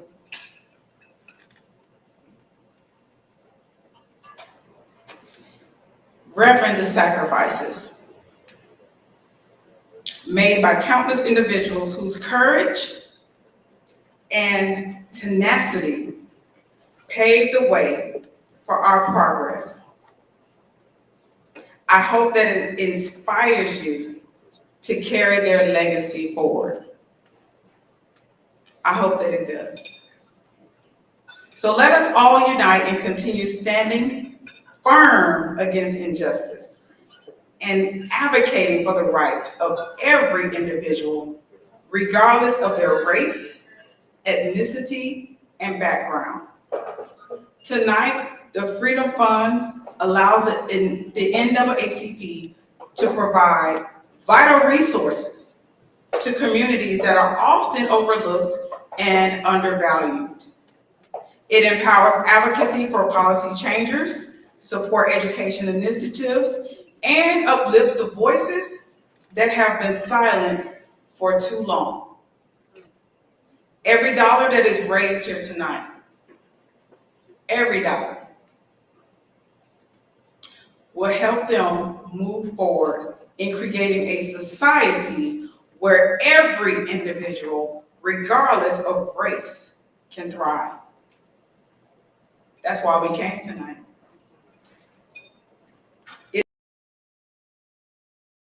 is an unwavering determination that we will dismantle the systemic barriers that continue to oppress so many. So I challenge you again tonight to put your hands back on the plow and do the work. We like to say, and we understand the assignment. I got some friends, they know all the terminology. You know I got teenagers, right? I got a teenager, she always got the latest and the greatest saying.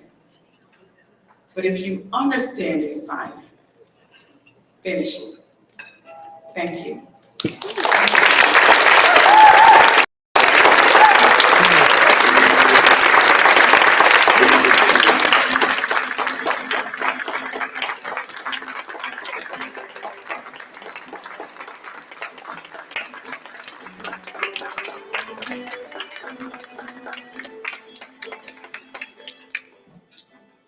we're gonna have another musical interlude by Miss Ruth Francis Jones.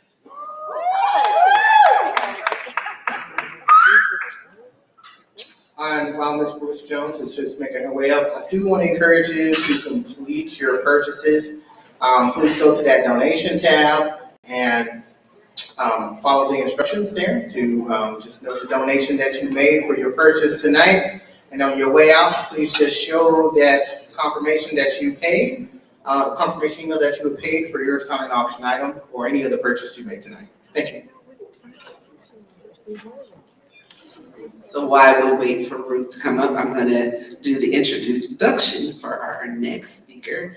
And the voice you will hear after Mrs. Ruth will be the amazing attorney, Craig Sims. And I say amazing attorney Craig Sims because we go back to law school. And we both hail from the Windy City, Chicago, the foodie town, where you get food at 1 a.m., 2 a.m., 3 a.m., whatever you want, and the home of the Cubs. So that being said, Mr. Craig Sims comes with us this evening as a shareholder in the firm of Schroeder, Gomark, and Bender. One of our sponsors, yay! So, and Craig has been a trial attorney, oh my goodness, over 25 years. He was ahead of me in law school, you know, so I'm younger.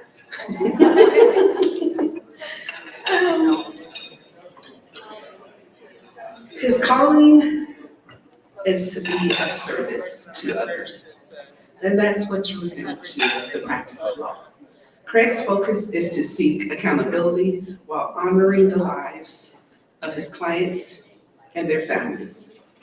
He has a proven record, and that proven record is as an accomplished litigation attorney in civil cases, including several multi-million-dollar settlements and jury verdicts. Craig was the lead trial attorney for the team that received one of the largest asbestos jury awards in the state of Oregon in 2016. As a Washington super lawyer in 2023 and 2024, and was honored as one of the best lawyers in America, 2022, 2023, and 2024. Prior to joining Schroeder, Gomark, and Bender, Craig served as a senior King County prosecuting attorney. Wow, on assignment with most dangerous offenders, felonies. He prosecuted a number of homicides and high-profile cases seeking justice while advocating for those who'd be harmed. Craig also served as the criminal division chief in the Seattle Attorney's Office, where he oversaw a team of more than 60 attorneys and staff. Craig has taught trial practice as an adjunct professor at Seattle University School of Law and a visiting lecturer at the University of Washington Law School. He is a member and past president of the Lauren Miller Bar Association, which gave him the Excellence in the Legal Profession Award. During his career, Craig has been presented with the Washington State Bar Association's Professionalism Award, named after his honorable mentor, and he was also the Young Lawyers of the Year. If I mixed that up, sorry. And he has received awards from the Washington Bench Trial Lawyers Association. He has traveled the country, and he has consulted on many mentorship, civility, and diversity issues in our profession. He is often asked to speak as a lawyer on training and all aspects. And what his resume doesn't say, and his biography doesn't say in our program, is that he is the new chair of the WLI, Washington Leadership Institute. that was created by the Washington State Bar Association through Bar Foundation, but it's housed at the University of Washington Law School. And so that is a nationally recognized program. And so again, I'm gonna have Ruth, she's gonna sing, and then Craig will approach the stage and give us his message for the evening. Thank you.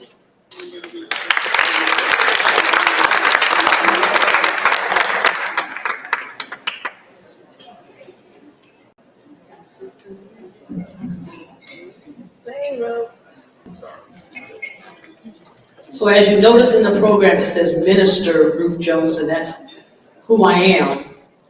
So I'm gonna just have to take y'all to a little bit of church worship up in here this evening. All right.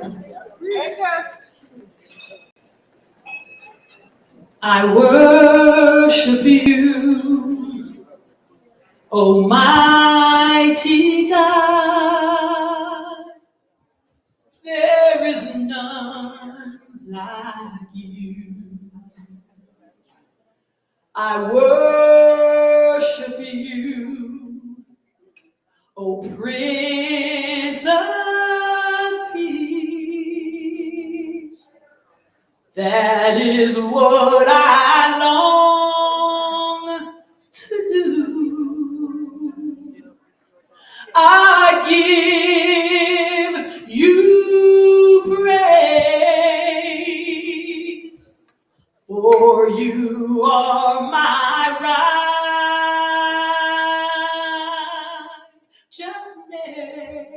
righteousness. I worship you, Almighty God. There is none like you. I worship you, Almighty God. There is none like you. I worship you, O Prince of Peace. That is what I long to do. I give you praise, for you are my righteousness. I worship you, Almighty God. Oh, there is none like you. Oh, there is none like you. No one else can touch my heart like you do. I can search for all eternity, Lord, and find there is none like you. Oh, there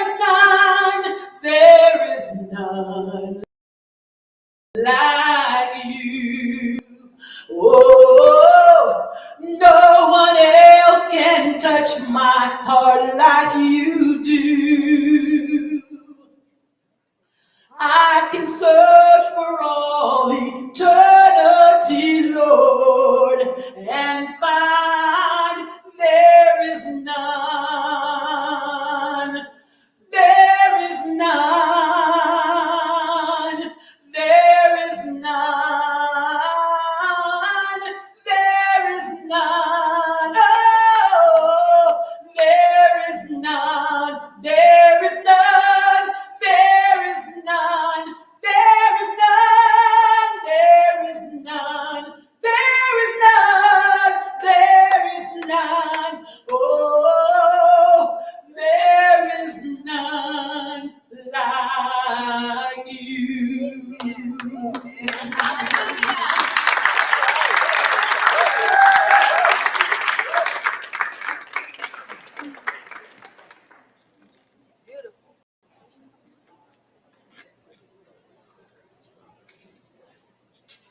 All right, how about another round of applause for Ms. Jones?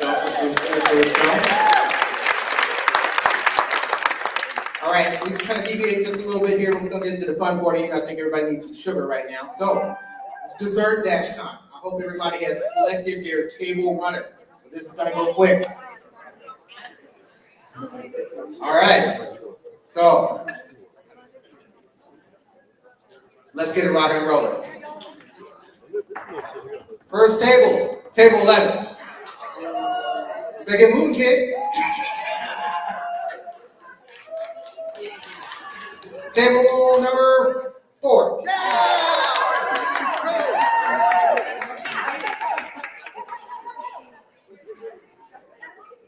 And table number 3. Make your choices wisely. Table number 6.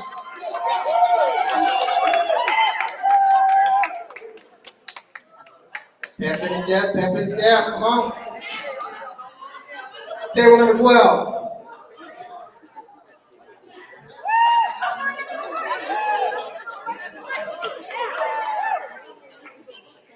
Table number 9.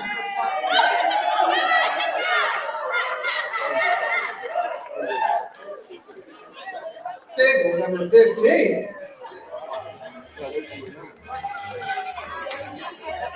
Oh, table 2, go.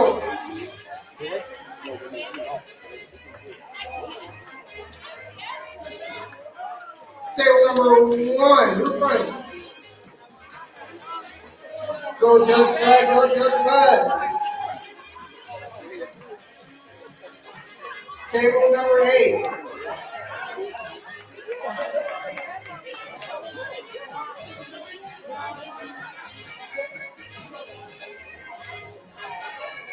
Table number 19.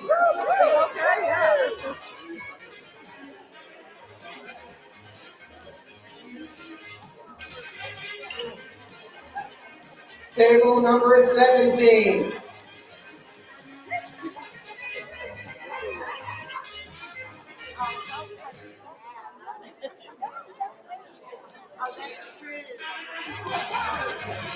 All right, get those desserts and come on back.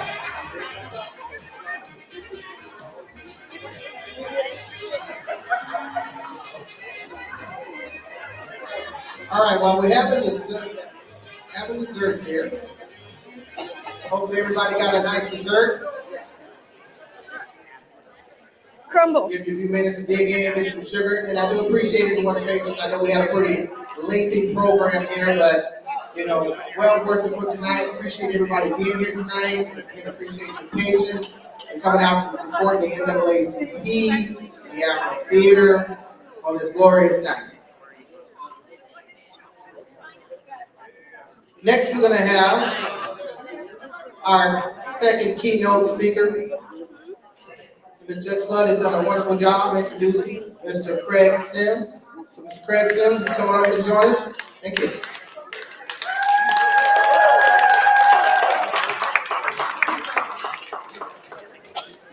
Hey, good evening, everyone. Good evening, family. Hello. Good evening.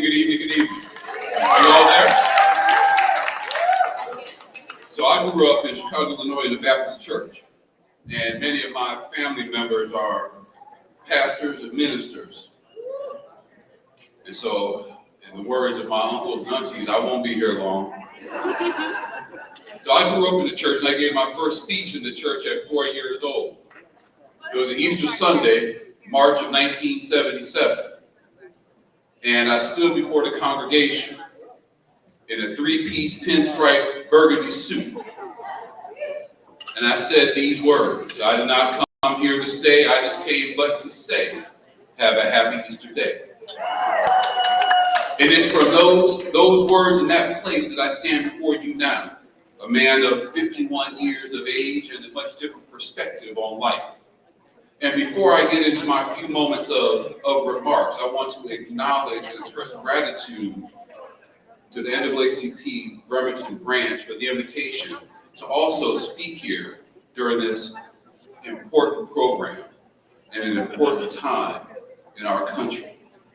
I want to acknowledge my family members and my friends and my coworkers at Shirley Goldmark and Bender who are also here today. And I want to first tell you that I'm torn in this moment.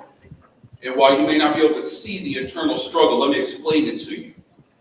When I left my home, my daughter, who is not here, 13 years old, Brooklyn is her name, she gave me a hug and she said, "Dad, I need you to do a great job."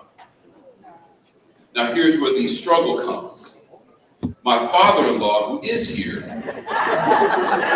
said to me, if I do not do a good job, he will not speak to me again and he will leave town. So I'm torn. What do I do in this moment? But what I can tell you is this. I'm here to speak the truth. And before I continue on, I must ask your permission. Do I have your permission to speak the truth? Reverend, do I have your permission to speak the truth? So as I'm here today to speak the truth of which you have given permission, let me first explain my motivation for being here and for speaking my truth as I know it. When I was 20 years old, 3 weeks shy of turning 21, my oldest son, Anthony, was born. I was a senior in college, and I didn't know what to do or how I was going to continue on with my education and my career. A few weeks after my son was born, I went to a leadership conference, and I was told that I had to have a mission statement for my life. And everything that I do in my life, every decision that I make has to be consistent with my personal motto. And after a few days of contemplation, the motto that I developed in my 20s is the same one that I still strive by and serves as my Northern Star to this very day. I'm preparing my children for the world while preparing the world for my children. I'm preparing my children for the world while preparing the world for my children. And what that means to me is every day inside my home, I'm doing the best to ensure that my children are the best community members that they can be. And what it also means is that when I leave the threshold of my home, I must do everything that I can to ensure that the world is prepared for my own children. And when I initially prepared the message for this evening, often what I do is spend a few moments of quiet contemplation, and there's a song that's playing in the background on repeat. A song that many of you may know by Sam Cooke, "A Change Is Gonna Come." I was born by the river in a little tent, and just like the river, I've been running ever since. It's been a long time coming, but I know a change is gonna come. And as I continue to think about and reflect upon the words that I would speak here this evening, a voice spoke to me and said the following words: they will be in a place to listen, and they will hear my voice, and they will receive my words. And the words that continually repeated themselves in my own mind and in my own spirit is the message that I intend to present to you this evening. A divided house shall not stand. And as I've had time to think about these words and what this message really means and the importance of this message, it scares me. It scares me because I know and I'm extremely cognizant of the place where we are in this country and what it means for the future of my children. I'm oftentimes reflecting on a moment in my life when my daughter, who is now 13, was about 3 or 4 years old. And at the preschool she was attending, she was learning the Pledge of Allegiance. And as I listened to Brooklyn recite in the best way that she could this Pledge of Allegiance, I remember when she got to that part and recited, "And liberty and justice for all." And I remember thinking at that moment, is there truly liberty and justice for all? Or is our house divided? There has long been a divide or two different systems that many of us have had to navigate because of the color of our skin and even the respective textures of our hair. And let me tell you what I mean by that. There was a time when I was in 3rd grade where it was time to take pictures at school. And I remember my mom, before I left for school, picked my hair out, sprayed Afro-Sheen on my hair, and I was ready to take the picture. When I got to school, they handed out these little combs, these little small combs that I never used, but I had it and I saw my classmates use it.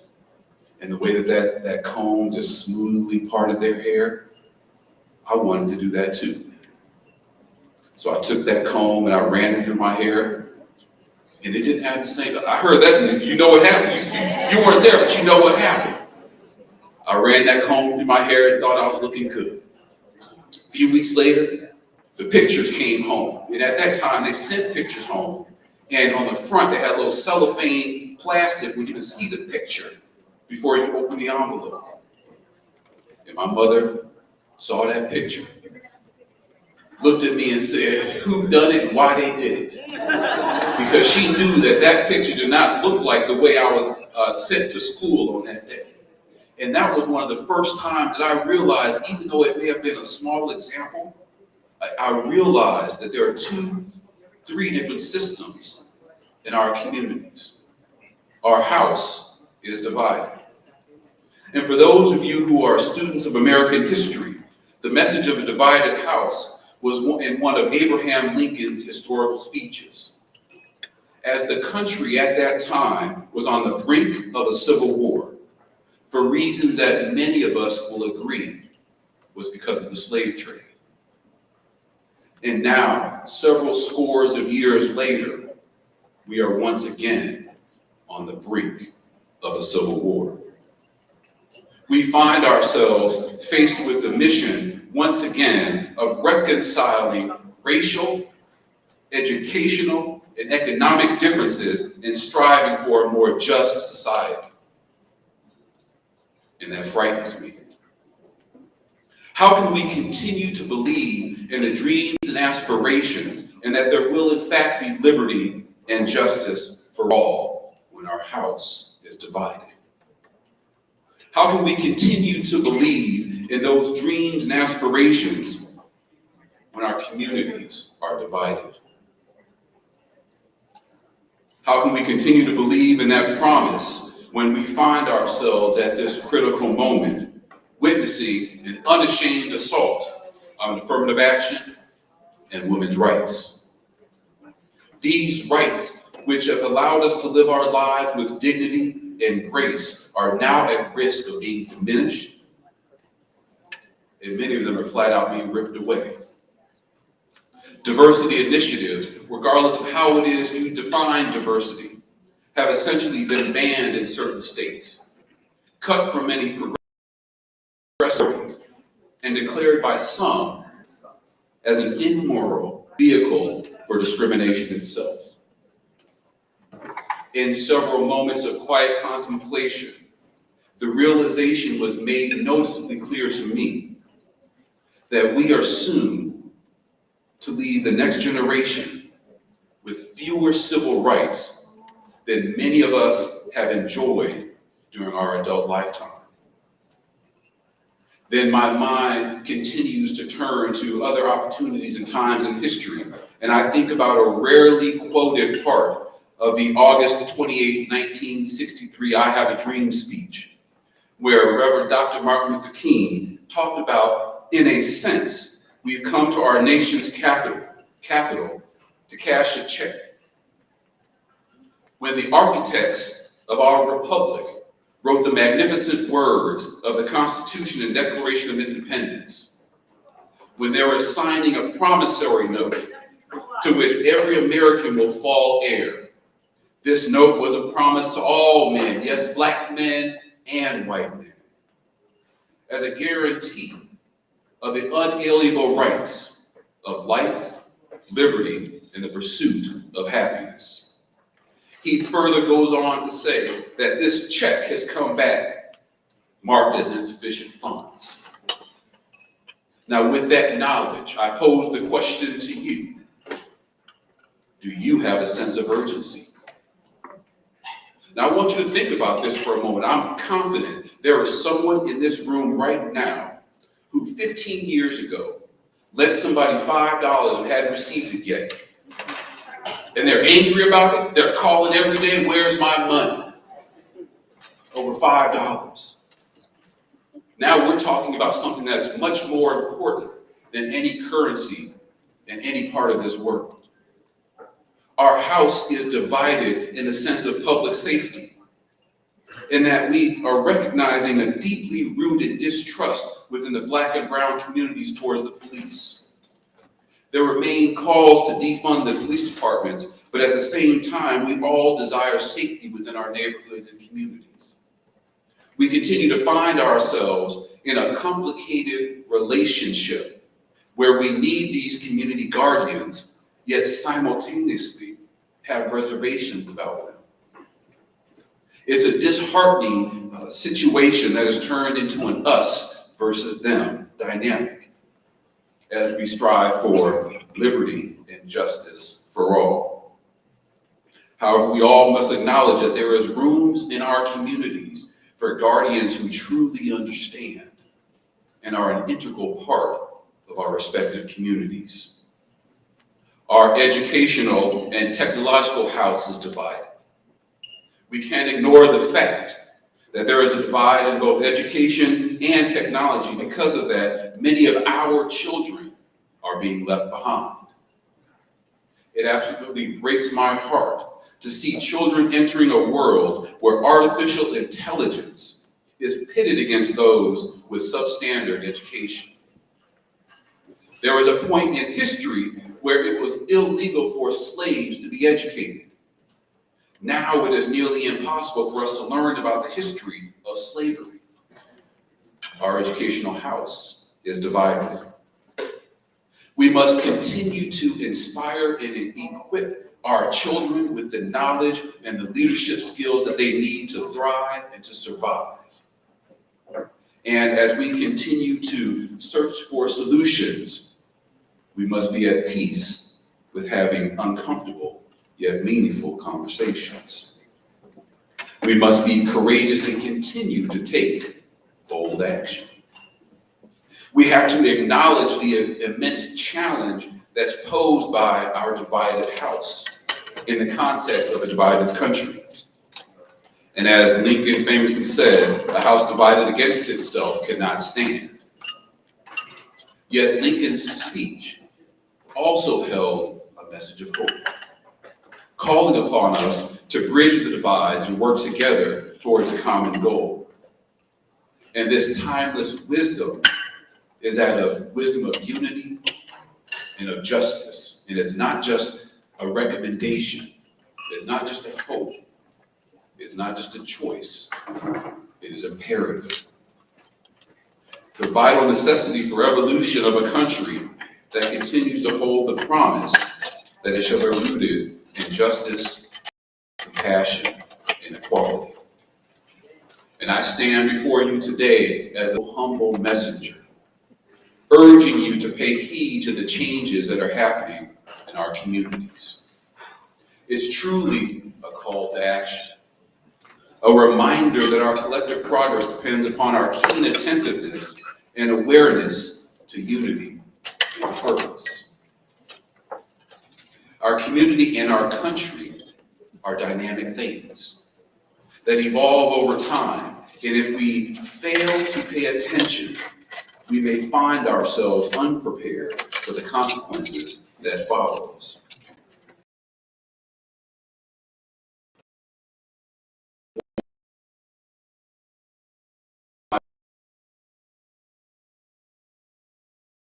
Eli Wiesel once wrote,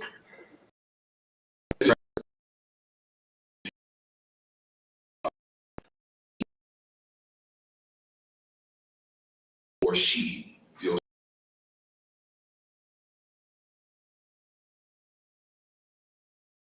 and understanding dynamics that shape the experience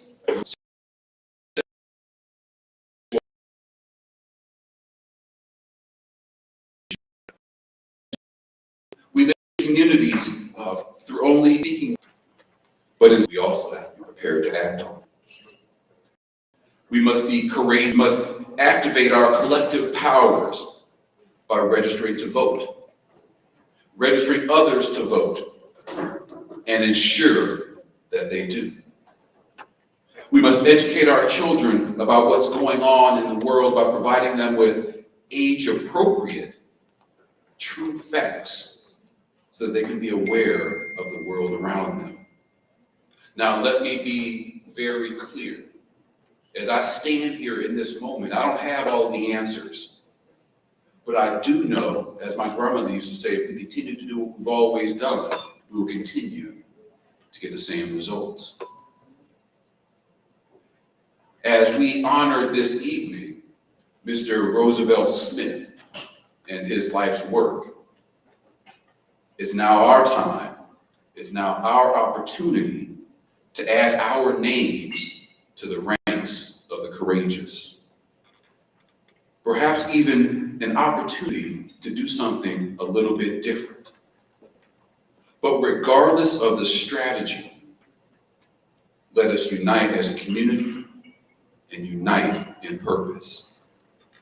Let's build a future where equality and justice can, in fact, prevail. Let's continue to have faith so that when my grandchildren and those others who are yet to be born, when they recite the words liberty and justice for all, we know that in our time, we did all that we could to ensure that the promise of those words becomes closer to reality. I'm often reminded that in the end, we are all simply stewards of our place here on this earth. And we must continue to plant the seeds of the trees of which we may never enjoy the coolness of the shade. This is our mission. For a house united will stand strong. And people like us, united for a common purpose, has the power to control the pen that writes our history. May God bless each and every one of you. May God bless the NAACP Bremerton branch number 1134. And may God bless this country that we call the United States of America.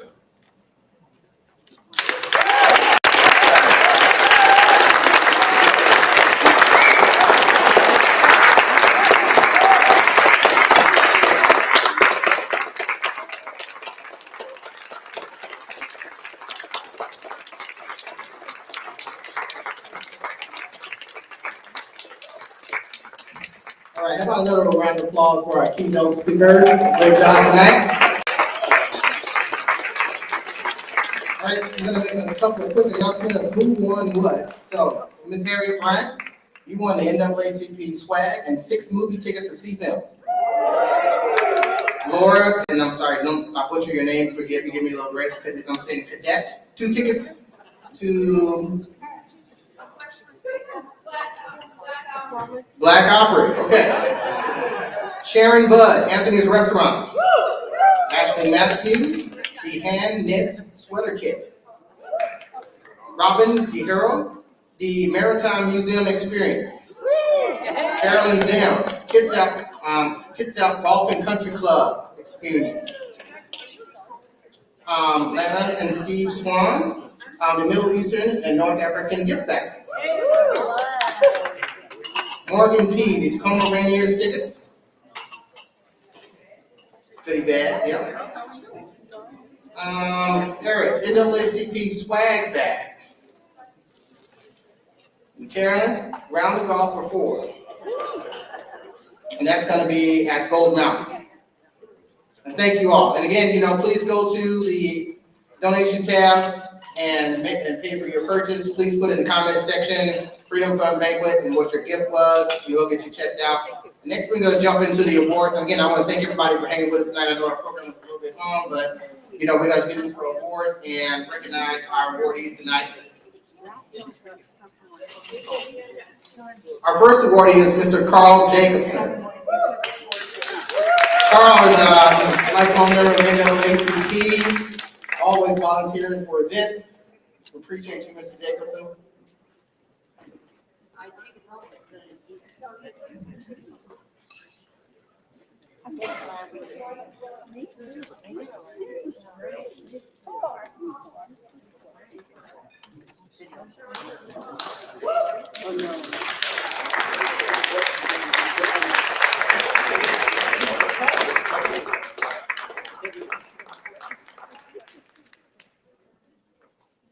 Well, folks, I know it's running late, but I guess the only words that I would want to say right now is save the date of March the 1st, 2025, Mission Outreach Day, 2 o'clock in the afternoon at Mount Zion Baptist Church.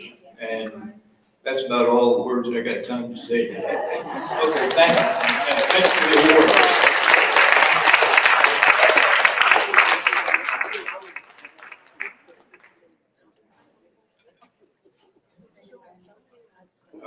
Our next awardee is Mr. and Mrs. Ronald Faye Fooston. Thank you. Come on up, please.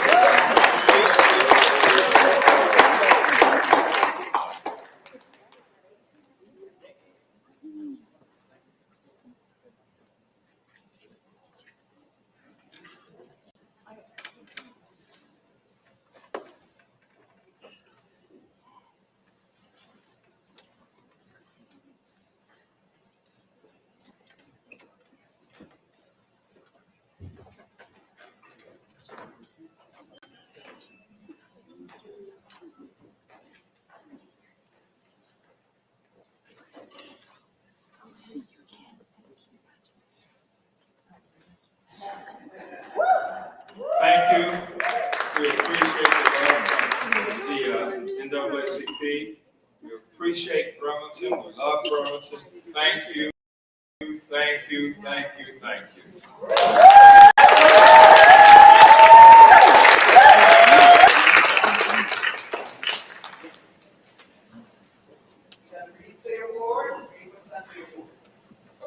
I ain't got my glasses.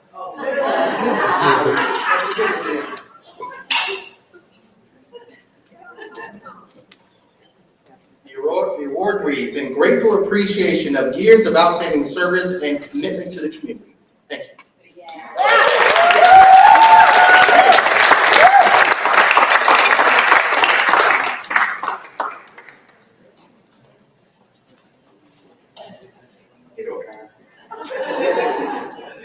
All right.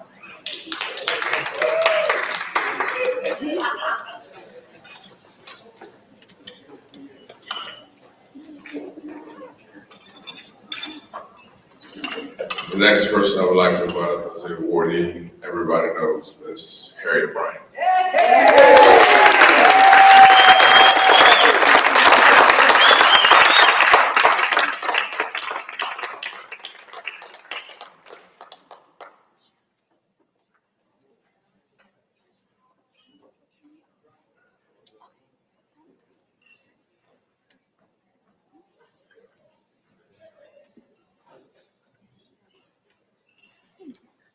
First of all, I just want to thank everyone. I'm so honored to stand before you to receive this prestigious award, and I give God the glory. I would especially like to thank the NAACP Unit 1134 for their dedication since 1943 to stand strong on their mission. I also would like to thank my family, my church, and my late Bishop Lawrence Robertson and the community partners for allowing me to stand on their shoulders and for supporting me. I've accomplished quite a bit, but I did not do it alone. It really takes a village to serve and be dedicated to the things you care about. As a leader, I will continue to lead in the areas of my expertise, but if I hit a bump in the road, I know I can convene and reach out to the village for help. Thank you, Kitsap County and the NAACP. You are the best. Thank you, thank you, thank you.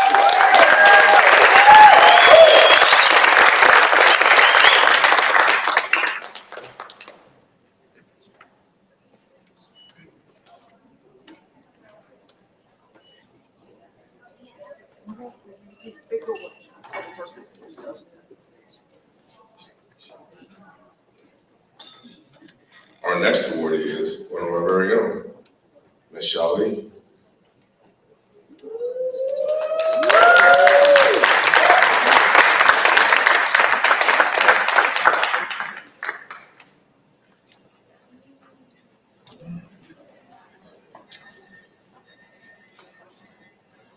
First, in a few words, but thank you so much to President Harris and his team for nominating me for this award. I am truly grateful. But let's continue the great fight. Let's continue this fight. Thank you.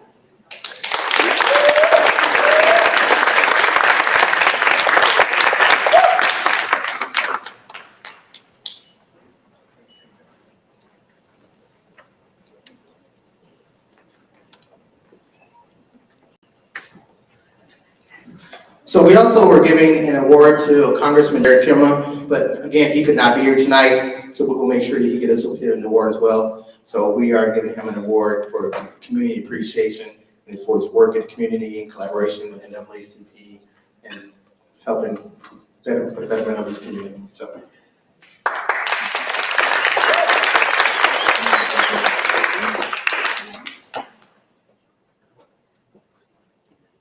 Next, we have a couple of appreciation awards as well. So, Dr. Fitzgerald, I'll welcome you back to the stage for an appreciation award from the NAACP for coming to be one of our keynote speakers tonight.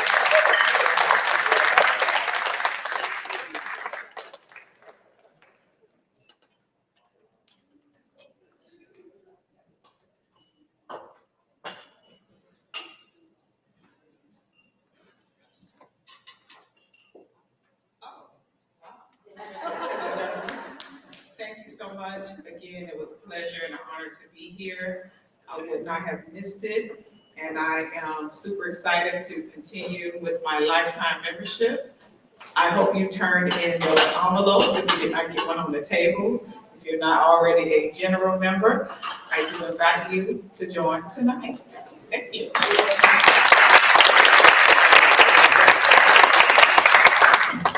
And next and last but not least, my good buddy, Mr. Craig Sims.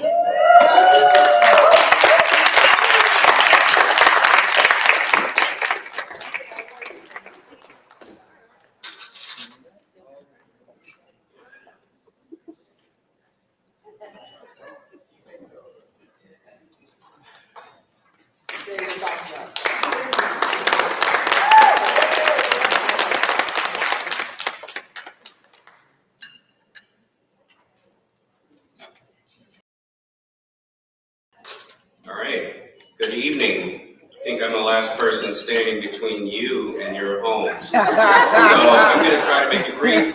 President Harris asked me to come up and close you out with about, 30 to 40 minutes of comments? All right, so I'm Jason Driver, for those of you who don't know me. Lots of Chicago references in here tonight. It makes me feel like I'm at my birth home. This is my home now, but lots of Chicago references, so thank you for making me feel like home. As we close today, just really want to thank all of you for coming out and joining us, whether you were here in person or in spirit. Your presence here is deeply appreciated. It's really a testament to the strength and shared commitment of justice, equality, and progress in our county. So the work we do as a chapter is vital. As you know, together we are challenging systems and we're paving the way for a future where everyone, not this guy over here and that guy over here and this party and that party, everyone. This is all about the outcomes for all of us and our children. Regardless of race, background, and circumstances, we all have equal opportunities to thrive. But the work doesn't end when this banquet ends, when we leave this room, as you know. It is just the beginning. And for me, I want to tell you, it requires all of us to continue to fight, continue to stand unified in the face of adversity. And so one program you heard about tonight that's so vitally important for the NAACP is the Act So program. And so, it's a shining example of how we as a unit uplift and empower our youth. I firmly believe in youth. It's where I've carved out most of my career. prior to coming here to lead the library system here. I'm all about the youth, and youth is our future. And so we are beacons of justice for our youth, and we have to model, because that's what our youth are looking for from us, models of how to behave and how to treat our fellow human beings. And so, met the young lady Nehemiah here who had the sculpture today, and absolutely wonderful, loads of talent, and really wanted to encourage her. She's gone now, but really wanting to lift her up and all of the youth for the work that they do. And so the AXO program, you saw an example of that tonight. You saw an example of Ms. Nehemiah's work. And so we want you to continue to spread the word about this incredible program. So as we move forward, let us carry out the lessons learned, the story shared, and also each one of us has a role to play. Together, we can make this impact. So thank you for your unwavering commitment and dedication to our cause. Let's leave here today more inspired. I don't know about you, but I'm more inspired than when I came into the room, and that should be the goal for attending any event. And not just by what I heard, not just by what I experienced, but just by the people I've talked to, the people I've met, and just reaching out and touching another person, because we're all cut from the same cloth. We're all human beings, and we're having the human experience. And so let that carry with you and carry forth within your spirits that we're all part of the same body. And so wanting you to experience that with me here. So stay strong, stay focused. Let's continue this important work together. Thank you for coming. Drive safely, and look forward to seeing you again. Thank you.